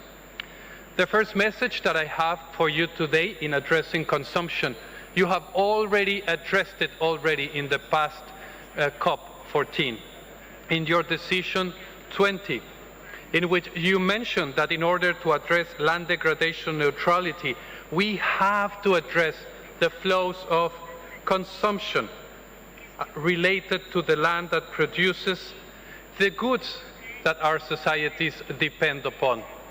I call upon you today, and this is our first message, to look at the enablers of consumption, to look at how we can advance with the global mechanism of UNCCD to help governments implement the necessary policies and actions that will create a systemic approach. And this is something extremely important. Out of this COP, we have to come with a very strong message that systemic actions are essential. Only recently, last year, the Secretary General of the United Nations, Antonio Gutierrez, and the FAO just mentioned it, launched an important initiative that was the UN Food Systems Summit. Today, the UNCCD has the opportunity to support and strengthen actions on the national pathways. The One Planet Network of UNEP is working extremely actively through our food systems program to create the tools, the actions, and the initiatives that countries can take to make that shift. We are doing so by bringing together three angles. The first one is consumer information. The second one is lifestyles and education. And the third one is procurement. These are the three angles and responses that we can bring. In order to create a systemic approach, we call upon you, member states, to advance on the goals of the convention and at the same time on the national pathways that countries have pledged to promote a sustainable food system action at the country level. And we will do so with the strong support of the United Nations system. My last message addressing consumption, it's important, and it links to the climate agenda. I call upon you to support the idea of a fair consumption space. I am sure that you have all read the latest IPCC report, and just today, the Minister of Environment of India reminded us that in order to achieve and to address the climate emergency, we need to undertake radical actions. We are in a time of emergency, and the way and the importance and the centrality of consumption choices, how we can edit through policies the choices and the decisions that consumers take and industry take are central. And we are here to support with solutions. One of these is the guidelines for policymakers to apply a lifestyle perspective, which we launched yesterday. It supports actions that are being taken at regional level, for example, by the European Union through the reform of the Common Agricultural Policy, and also by the From Fork to Farm initiative, in shifting, we heard it from FAO as well, the subsidies towards putting them in creating those green industries, green opportunities while meeting the demands. But yet it is true that we need to do more. And today we heard from Minister Keriako Tobiko of Kenya what the government of Kenya is doing in integrating their policies, and also by their entrepreneurs that are creating the action. So we need to advance in implementing these guidelines for policymakers to apply a lifestyle perspective. Food remains a hotspot. And Thursday, together with our partners of WWF, we will be supporting this convention with a number of organizations in the organization of a food day, in which we hope to share with you a number of important initiatives that we are working on. In conclusion, consumption and consumers have an important role to play, but they have to be supported by the adequate enabling environment, the resources, and the vision of fairness that it is required, so that overconsumption does not shadow actions on underconsumption. Those are the messages that we have to share. Thank you for providing us this space. Thank you so much for the intervention. Global challenges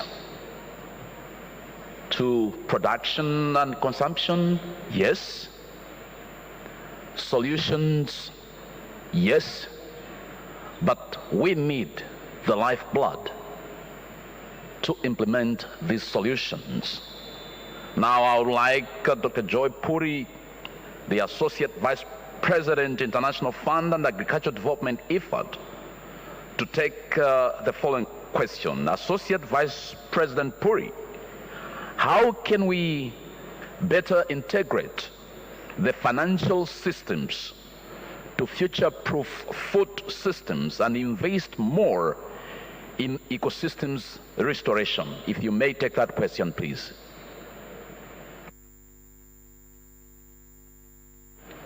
Thank you so much, Chair. So let's parse the question. The question is, how do we future-proof food systems? Chair, with your permission, I'm going to change the question a little bit and say, how can we make food systems future fit rather than future proof? And why I'm saying that is because as an economist, which is my background, I try to think of the world in paradigms. And the paradigm that we are facing today, whether it is climate change, whether it is increasing desertification, whether it is increasing conflict, whether it is the pandemic and COVID, is to acknowledge that this is not the only shock. These are not the only shocks that we are going to see. And we are going to see consecutive and frequent shocks to the global system as we go along, whether we like it or not. It's unfortunate, but it's true. Given that paradigm that we are going to see shocks to our system over and over again with differing levels of intensity as well as damage, what can we do today so that we can future fit our food systems so that they are ready for the future? And so, Chair, I'm going to give one word to the audience and to ourselves, but I'm going to try and develop that. My word is markets. Markets have been known to future as well as present proof local and vulnerable populations against conflict, against shocks, over and over again. And I don't mean just global markets. We know actually, with malice to no one at all, that global markets in their current incarnation still have many deficiencies, whether it is tariff barriers or non-tariff barriers. There are many challenges that global markets have presented to us without giving us lots of solutions. My focus is on local markets and regional markets. And we know whether they are informal markets or markets that use money and cash, markets work.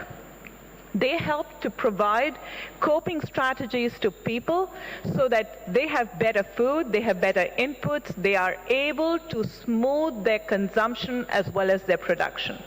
So what can we do if we want to create future-proofed and future-fit markets for our vulnerable populations, given increasing desertification, increasing degradation, and climate change and conflict? On the production side, it's very clear that we've got to change something.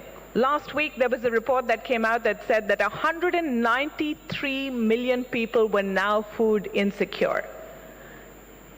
This is indefensible, that we are living in a world where we have 193 million people who are basically going to be suffering from food insecurity. And a large part of this has been caused because of COVID, so 130 million approximately actually because of conflict, 30 million approximately because of climate change, and the remaining because of other reasons, economics mostly.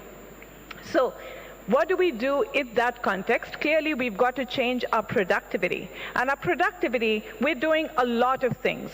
In the context of IFAD, the organization that I represent, we're changing productivity of the 500 million farms that are clearly being put out there because they cater to 1/3 of the total food that we have on our plate. So take your plate, divide it into 3 parts.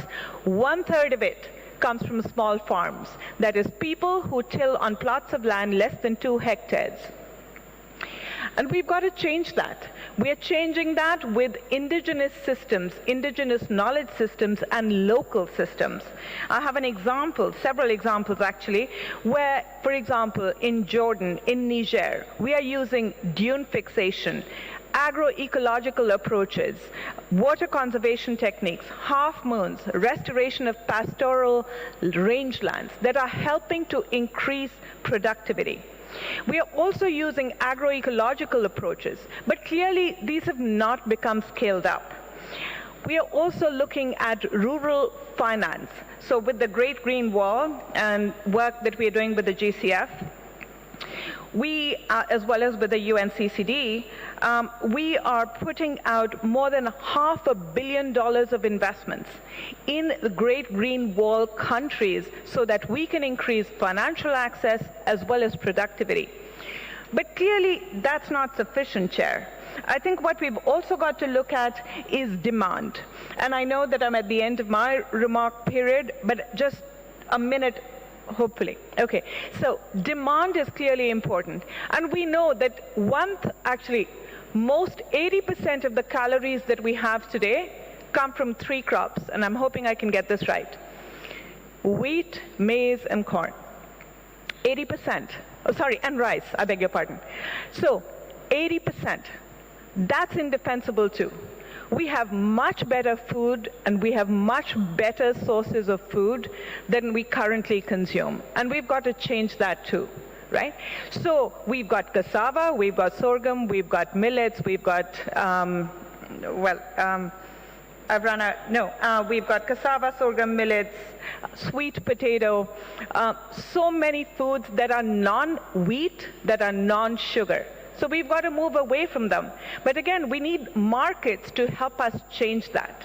And if we don't have markets to create the incentives, we don't have the private sector come in. So my last comment, Chair, is really getting the private sector to come in. We've got things like ESG bonds.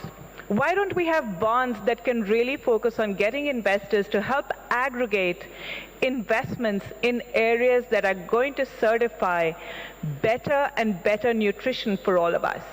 That should be an important norm in the private sector.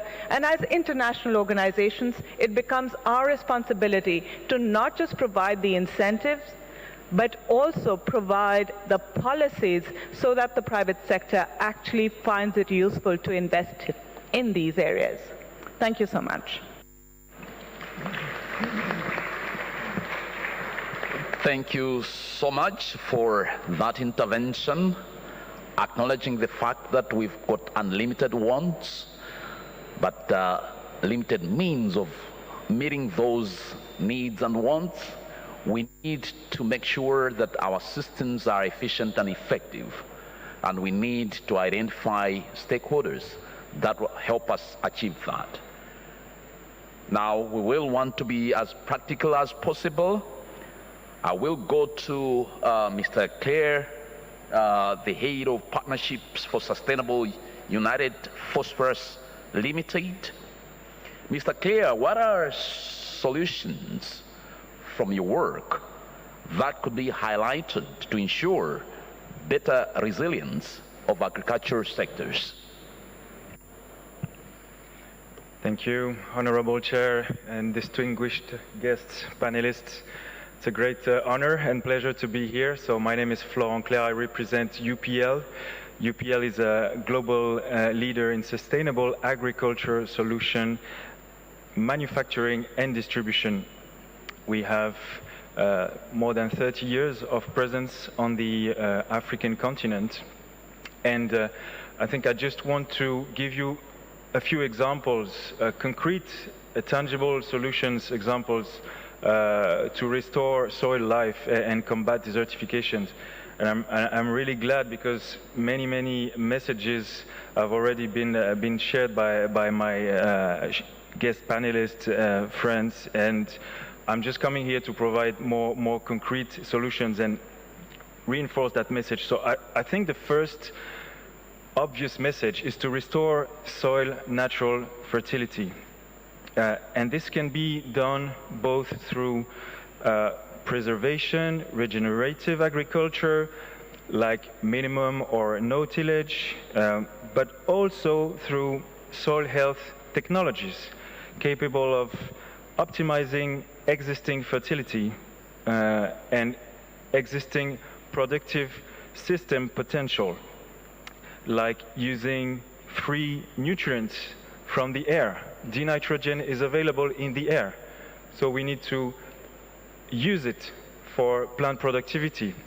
We have technologies that can cap this gas and make it available for plants. This is a free alternative solutions that we should consider in this fertilizer crisis. We have at UPL created a new umbrella brand called NPP for Natural Plant Protection. And this brand is here to promote innovations like biosolutions and soil health technologies that have the power to mobilize alternative sources of nutrition and also restore soil health. You may know that over the last decades we have probably over-relied on chemistry to improve soil fertility. So our message today is we need to restore the balance between biological, chemical, and physical properties of the soil. Over-relying on chemistry has led to progressive physical degradation and biological depletion over the years. And this, in return, has led to more dependency on chemistry, leading to a vicious circle. So now we want to restore soil health, and we have the technologies for that, but we would like also to promote regenerative agriculture good practices. So that's the first message, soil being the ground base, of course, of any productive food system. The second message would be make friends with nature to boost crop resilience to pest, disease, and climate change. Integrated pest management, you may have heard of that, means reintroducing biodiversity into the fields, agroforestry, auxiliary fauna. These are all nature-based, not solutions, but practices that can really make a difference. And of course, also, again, technologies. We have biosolutions. Again, at UPL, under this NPP brand, we are trying to promote this nature-based solution. We are introducing very innovative products with mode of actions like vaccines. We're introducing natural solution to combat fall armyworm at scale. We're introducing a biofungicide to combat aflatoxin, which is a huge concern, okay, for food security and safety. So that's the second point, make friends with nature. The third one is relocalize food production, rebuild food autonomy and resilience. We are trying to, here in Africa, promote more productive systems for small-scale farmers and foster thriving local food chains. We have launched 2 years ago an initiative called the Rice Race to bring back food autonomy to West Africa. West Africa already still imports half of its rice.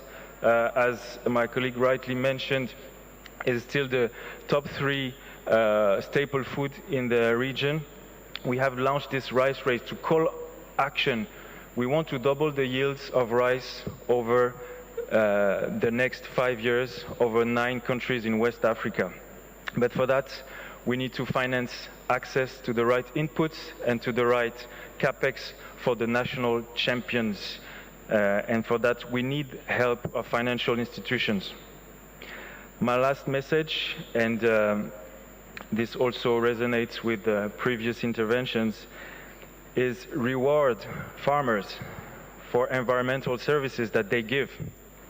They are here every day on the land, making sure that we have food on our plates, but they don't get rewarded for the carbon they store, the biodiversity they preserve, or the generative practices that they put in place.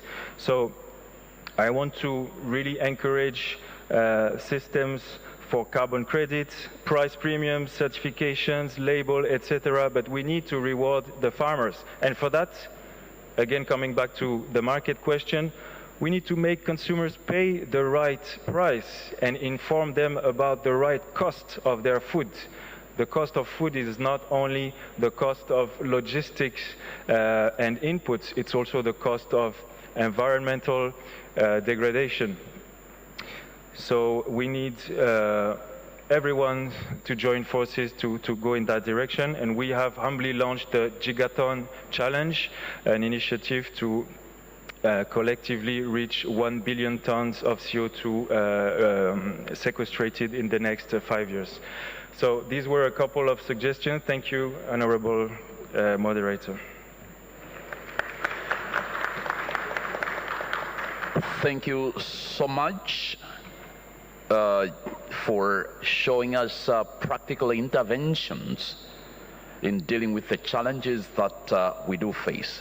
Let me take this opportunity to thank the panelists for highlighting their perspectives and views. We have now heard from our panelists representing their perspectives of the perspectives of governments, technical partners, as well as the private sector.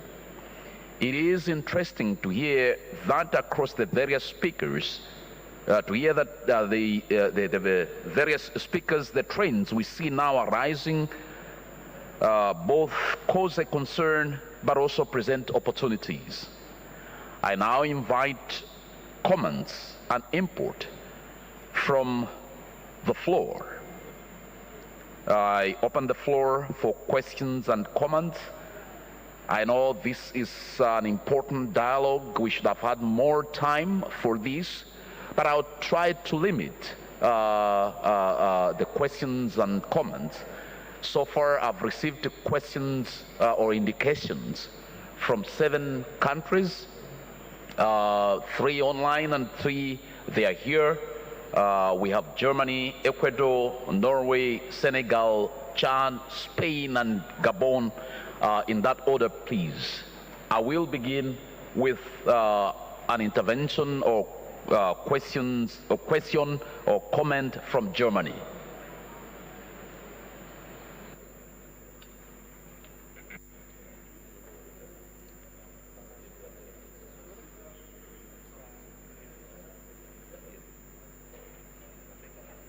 Our technicians, if they would help us get Germany, take the floor, please.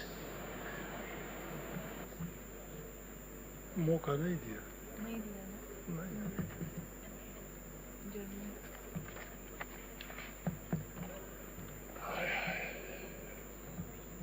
Okay, we may proceed. Maybe we are having challenges. If they have an opportunity to come back, I will let them come back.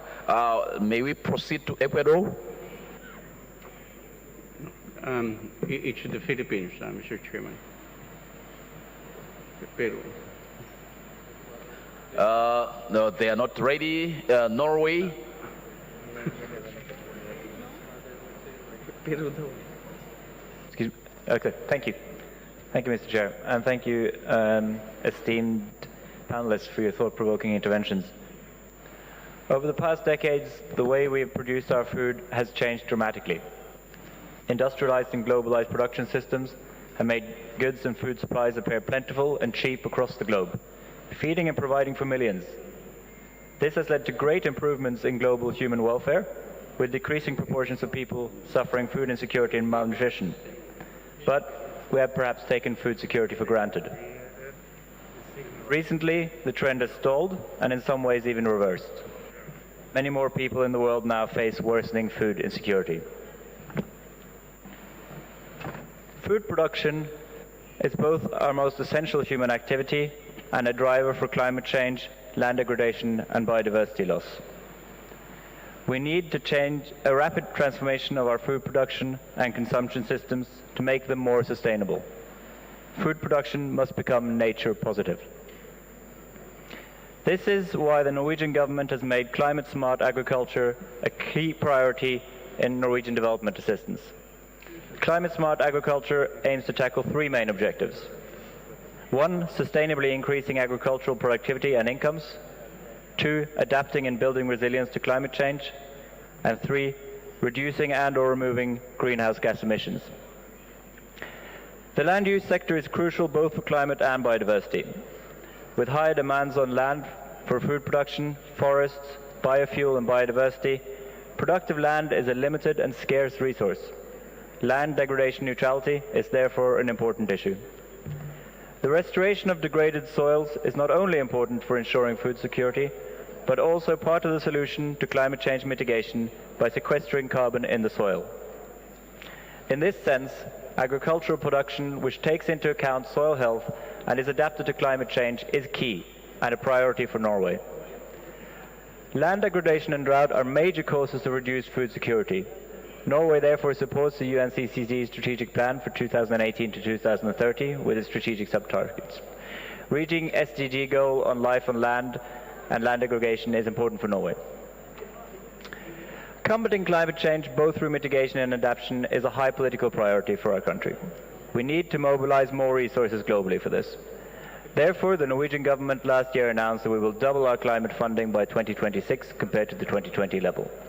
This will be done both by increased ODA directed towards climate and by using public money to mobilize more private resources. We need to find a better balance between climate mitigation and adoption. Today, 2/3 of global climate finance is directed towards mitigation, while the need to focus on adaptation is crucial. Therefore, Norway will in the same period triple our financing for adaptation and find a better balance between climate mitigation and adaptation.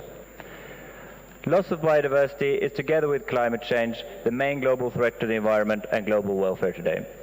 Biodiversity and ecosystem services are crucial for our living conditions. Norway therefore has ambitious goals for the CBD summit later this year.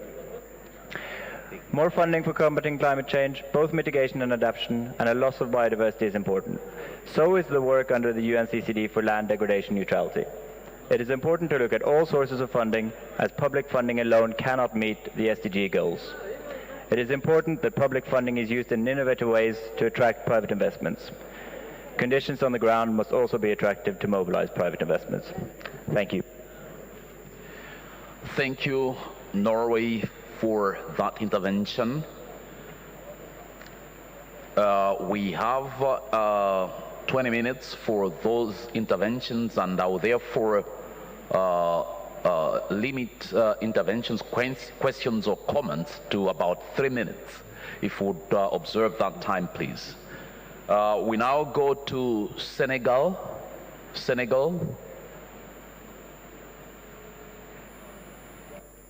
Je vous remercie, Monsieur le modérateur. Je voudrais, pour ma première prise de parole au niveau du segment ministériel, adresser mes vives félicitations à la Côte d'Ivoire pour la parfaite organisation de cette COP 15 en terre africaine. Je profite également de cette occasion pour remercier le peuple et le gouvernement ivoirien pour l'accueil chaleureux et pour l'ensemble des facilités mises à notre disposition depuis que nous sommes arrivés ici à Abidjan. Concernant l'évolution des modes de production et de consommation, au Sénégal, l'accent est mis sur la nécessité de renforcer les initiatives visant l'amélioration durable de la fertilité des sols et celle variétale afin d'accroître la productivité et de réduire la conversion des terres forestières à des fins agricoles. Et cela passe bien entendu par la promotion des pratiques d'intensification agricole durable et de diversification, notamment l'agroécologie, la structuration des chaînes de valeur prospères et inclusives dans les secteurs agro-sylvopastoraux, la réduction et la mise en valeur des terres salées, la réduction des pertes post-récolte, la transformation des produits locaux et l'accès des produits au marché, et enfin l'amélioration de la nutrition. Dans le domaine pastoral, la conduite des activités d'élevage basées sur l'exploitation des pâturages à travers la grande mobilité du cheptel comme stratégie d'adaptation au changement climatique est souvent considérée comme une source de dégradation des ressources naturelles, mais également comme source de conflits entre éleveurs et agriculteurs. Face à cette situation, et en plus de la mise en œuvre d'approches intégrées de gestion des ressources et des espaces pastoraux, il est mené des activités pour réduire la mobilité du cheptel, la pression sur les aires de parcours et les ressources pastorales. Ces activités qui contribuent à la sécurité alimentaire du cheptel sont les suivantes. L'organisation de campagnes annuelles de constitution des réserves fourragères pour l'alimentation du cheptel, la lutte contre les feux de brousse, la mise en œuvre d'un programme de développement des cultures fourragères pour la création d'emplois, la mise à disposition des producteurs de semences, espèces et variétés à cycle court et d'intrants pour la production fourragère. De 2013 à nos jours, le ministère de l'Élevage et des Productions animales a permis la production de près de 2000 tonnes de fourrage sur 2000 hectares au profit de 3000 producteurs. Les efforts mis en œuvre sont les suivants. La mise au point d'un paquet technologique agro-forestier, climato-résilient, intégrant l'arbre et la bonne pratique culturelle. Prévision et information climatique, introduction de nouvelles accessions de fruitiers forestiers prioritaires, des évidences de rentabilité et de portabilité pour 3 pratiques de gestion des terres, notamment la régénération naturelle assistée. En termes de contraintes, nous avons la faiblesse de la disponibilité des ressources financières, le déficit et variabilité pluviométrique, la faiblesse de capacité technique des producteurs et enfin les phénomènes d'érosion hydrique et côtière. Comme défi majeur, nous avons la mise en échelle de certaines pratiques de la gestion des terres et ou agroécologiques, demande un accompagnement technique et financier.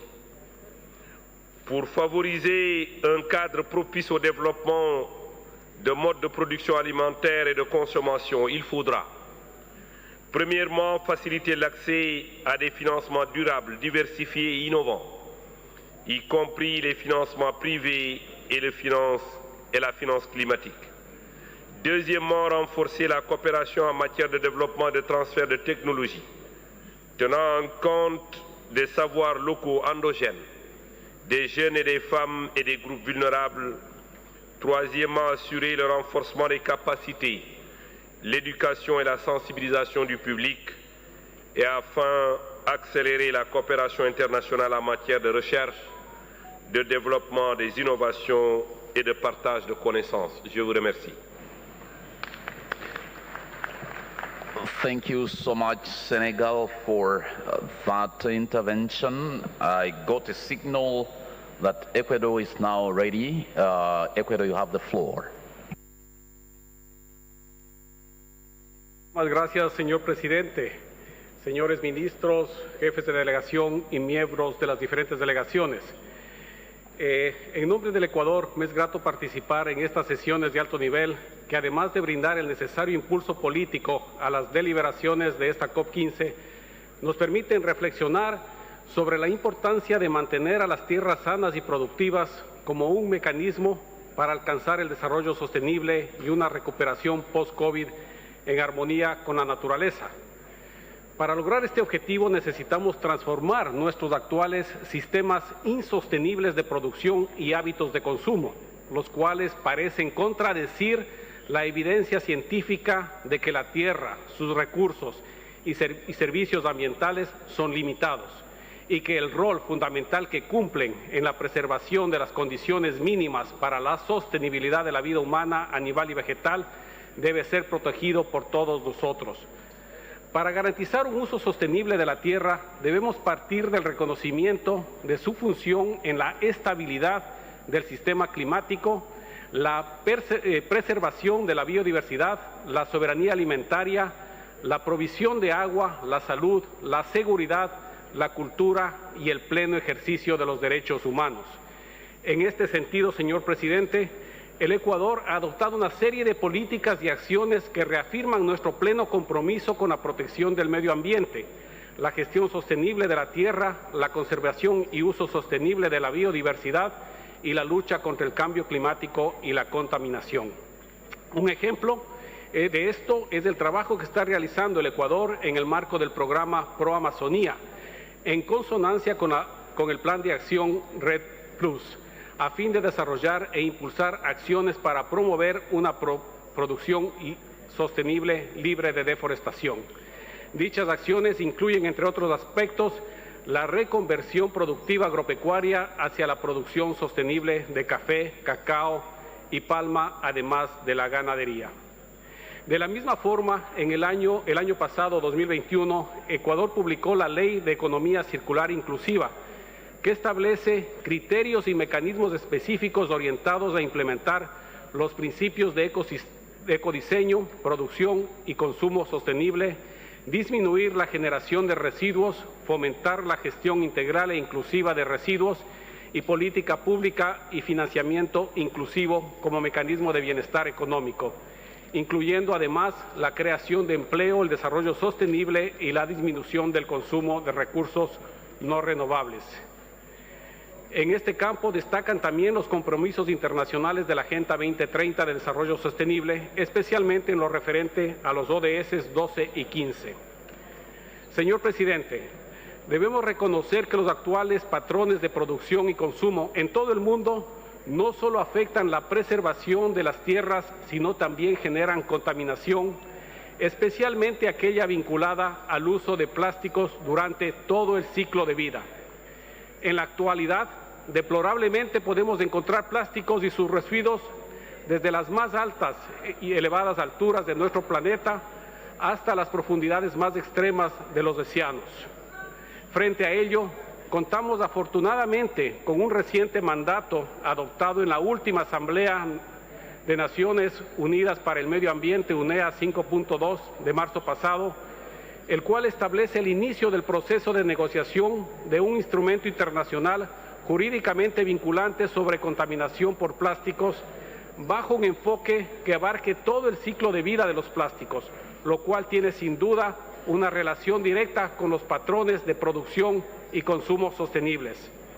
El Ecuador ha adoptado e implementado leyes como la de plásticos de un solo uso y la de economía circular y otra serie de programas y medidas nacionales y locales, y desea continuar aportando con su experiencia a nivel internacional y nacional a través del Buró del Comité Intergubernamental de Negociación del futuro Tratado sobre Contaminación por Plásticos, para el cual he recibido el honor de ser nominado por mi país, con el compromiso de recoger y transmitir las necesidades, desafíos y propuestas de todos los países y demás actores relevantes a dicho proceso de negociación. Señor presidente, para terminar, quiero señalar que el Ecuador reconoce que el combate a la desertificación tiene un profundo impacto en la reducción de la pobreza, el hambre y las inequidades sociales, por lo que reafirmamos nuestro pleno compromiso con los objetivos de la Convención de las Naciones Unidas de lucha contra la desertificación y el desarrollo de metas en el contexto de degradación neutra de la tierra, así como la plena disposición de nuestro gobierno para fortalecer, promover de manera conjunta y estratégica todas las acciones necesarias para alcanzar estos objetivos en beneficio del planeta y de todos nosotros. Muchas gracias, señor presidente.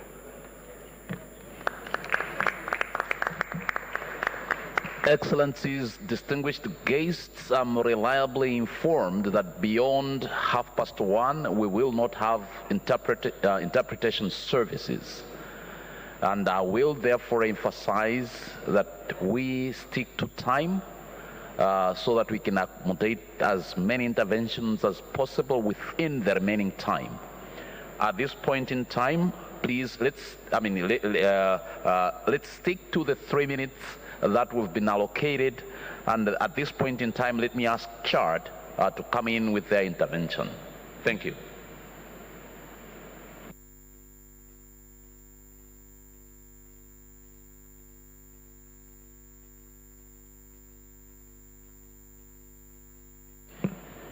If Chad is not ready, we can go to Spain.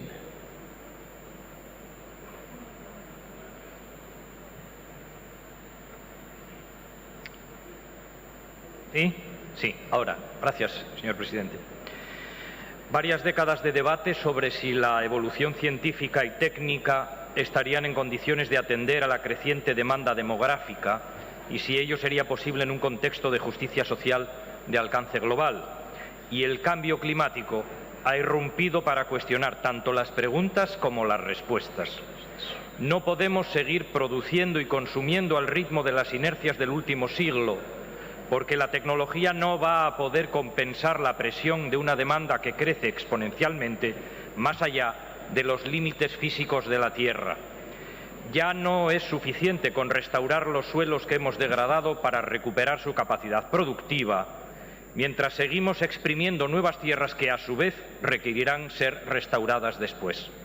Hemos de producir, por tanto, atendiendo a la capacidad de carga de cada territorio y consumir sin sobrepasar sus límites de producción, porque las dinámicas de suplir las demandas ilimitadas de un territorio mediante la sobreexplotación de otras regiones han llegado a su fin, por razones de justicia social y de capacidad de producción global.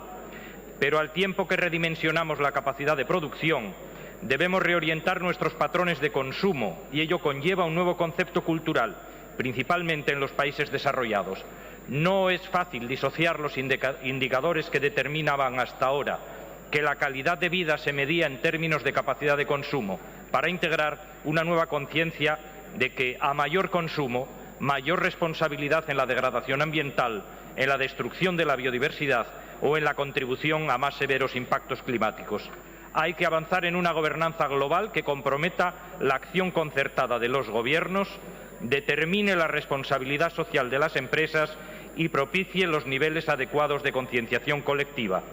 Difundir el conocimiento, practicar la transparencia y propiciar el diálogo son las herramientas que pueden ayudar a hacer posible esa transición. Muchas gracias.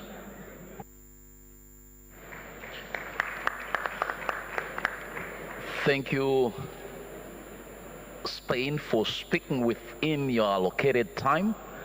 You've saved us some seconds, and I thank you sincerely for that. Now I give the floor to Gabon.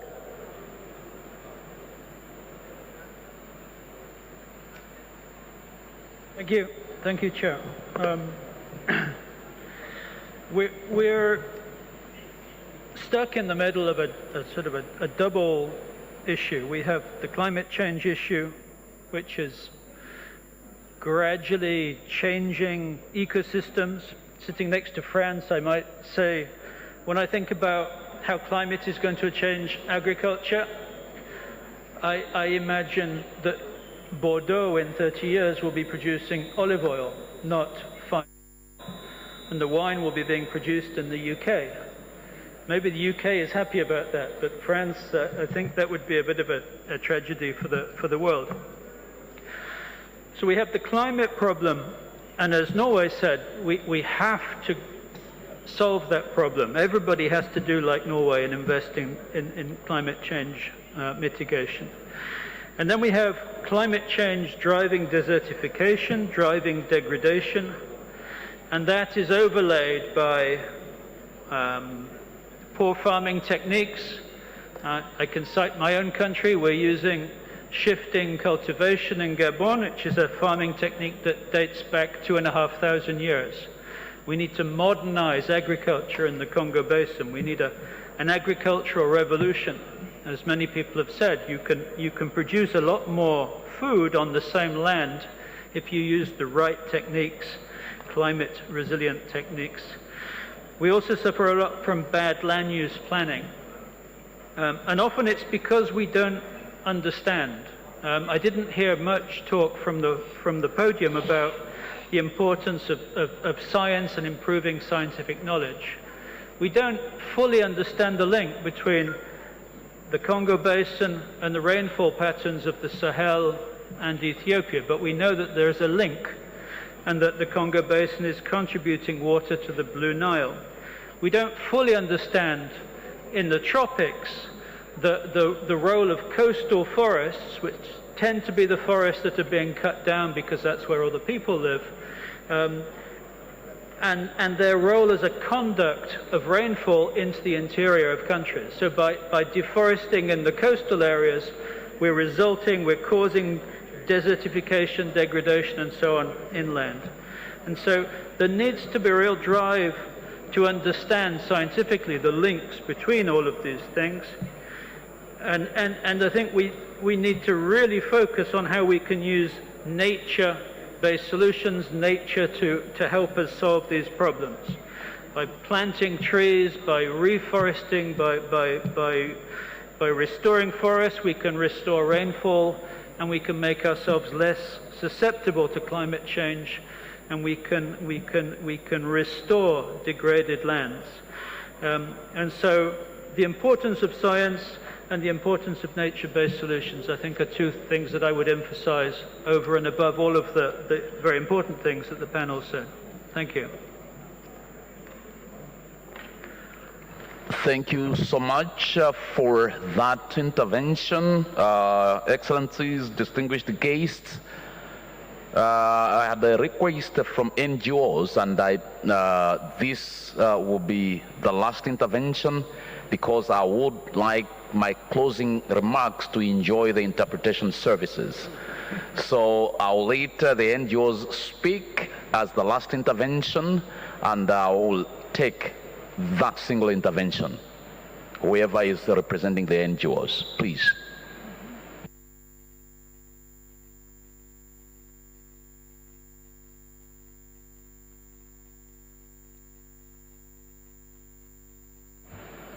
It appears they are not ready. No. Oh.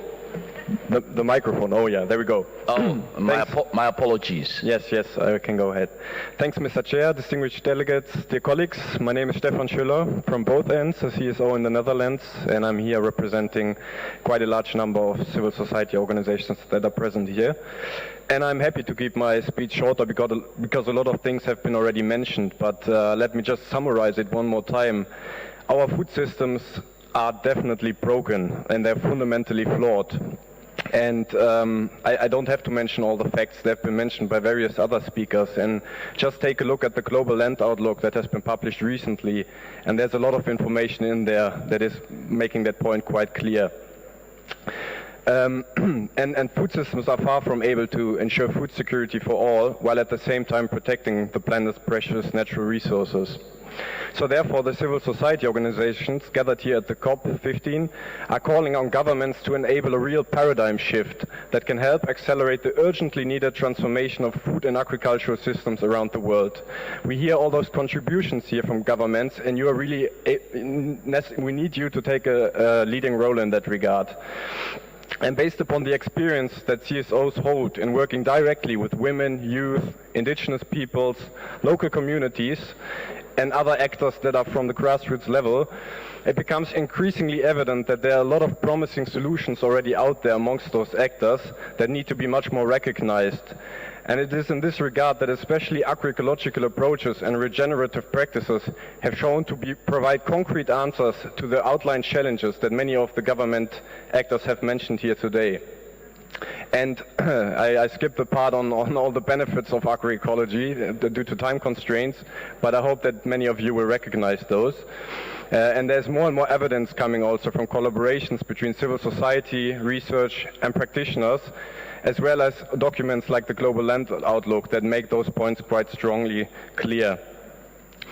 And we really see agroecological approaches and regenerative practices as an inclusive an alternative to resource-depleting models of production, and they are able to turn food production from a leading cause of degradation to a major accelerator of global restoration efforts.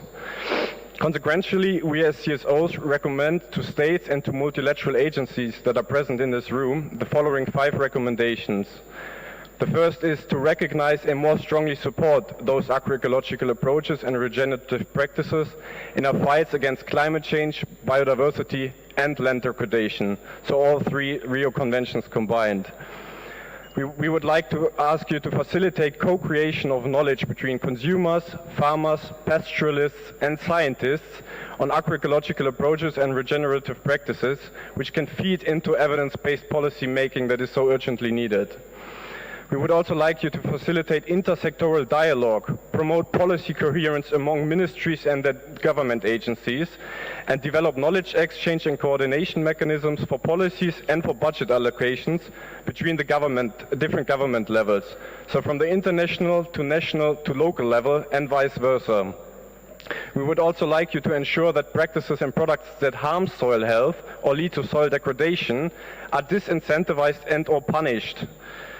Equally, there is a need to develop financial incentives that support local communities, both in rural and in urban areas, to scale up agroecological approaches and regenerative practices.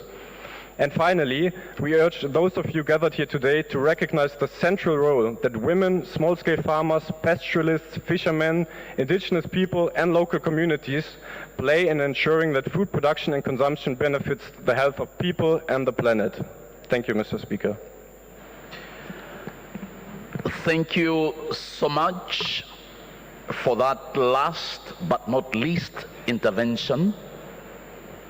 We recognize that providing solutions requires the involvement of all stakeholders, and therefore I had to give a chance to the NGO sector to give their intervention. Excellencies, distinguished guests, you allow me now to go to my closing remarks.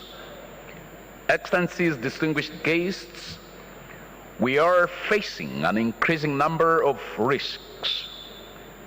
The way we act and prepare now will determine our future and that of the next generations. Loss of productivity due to declining soil health is expected to be accelerated in many regions through climate change. Some value chains are likely to be no longer productive in the near future, and these risks are increasing, and countries need to prepare and think of resilience and diversification as a matter of systemic risk. We need to develop better assessments to build forward-looking risk maps that look at exposure of key productive systems and develop concrete adaptation mechanisms or alternatives. Our investment systems still focus too little on land and soil health. We need a renewed effort from the financial systems.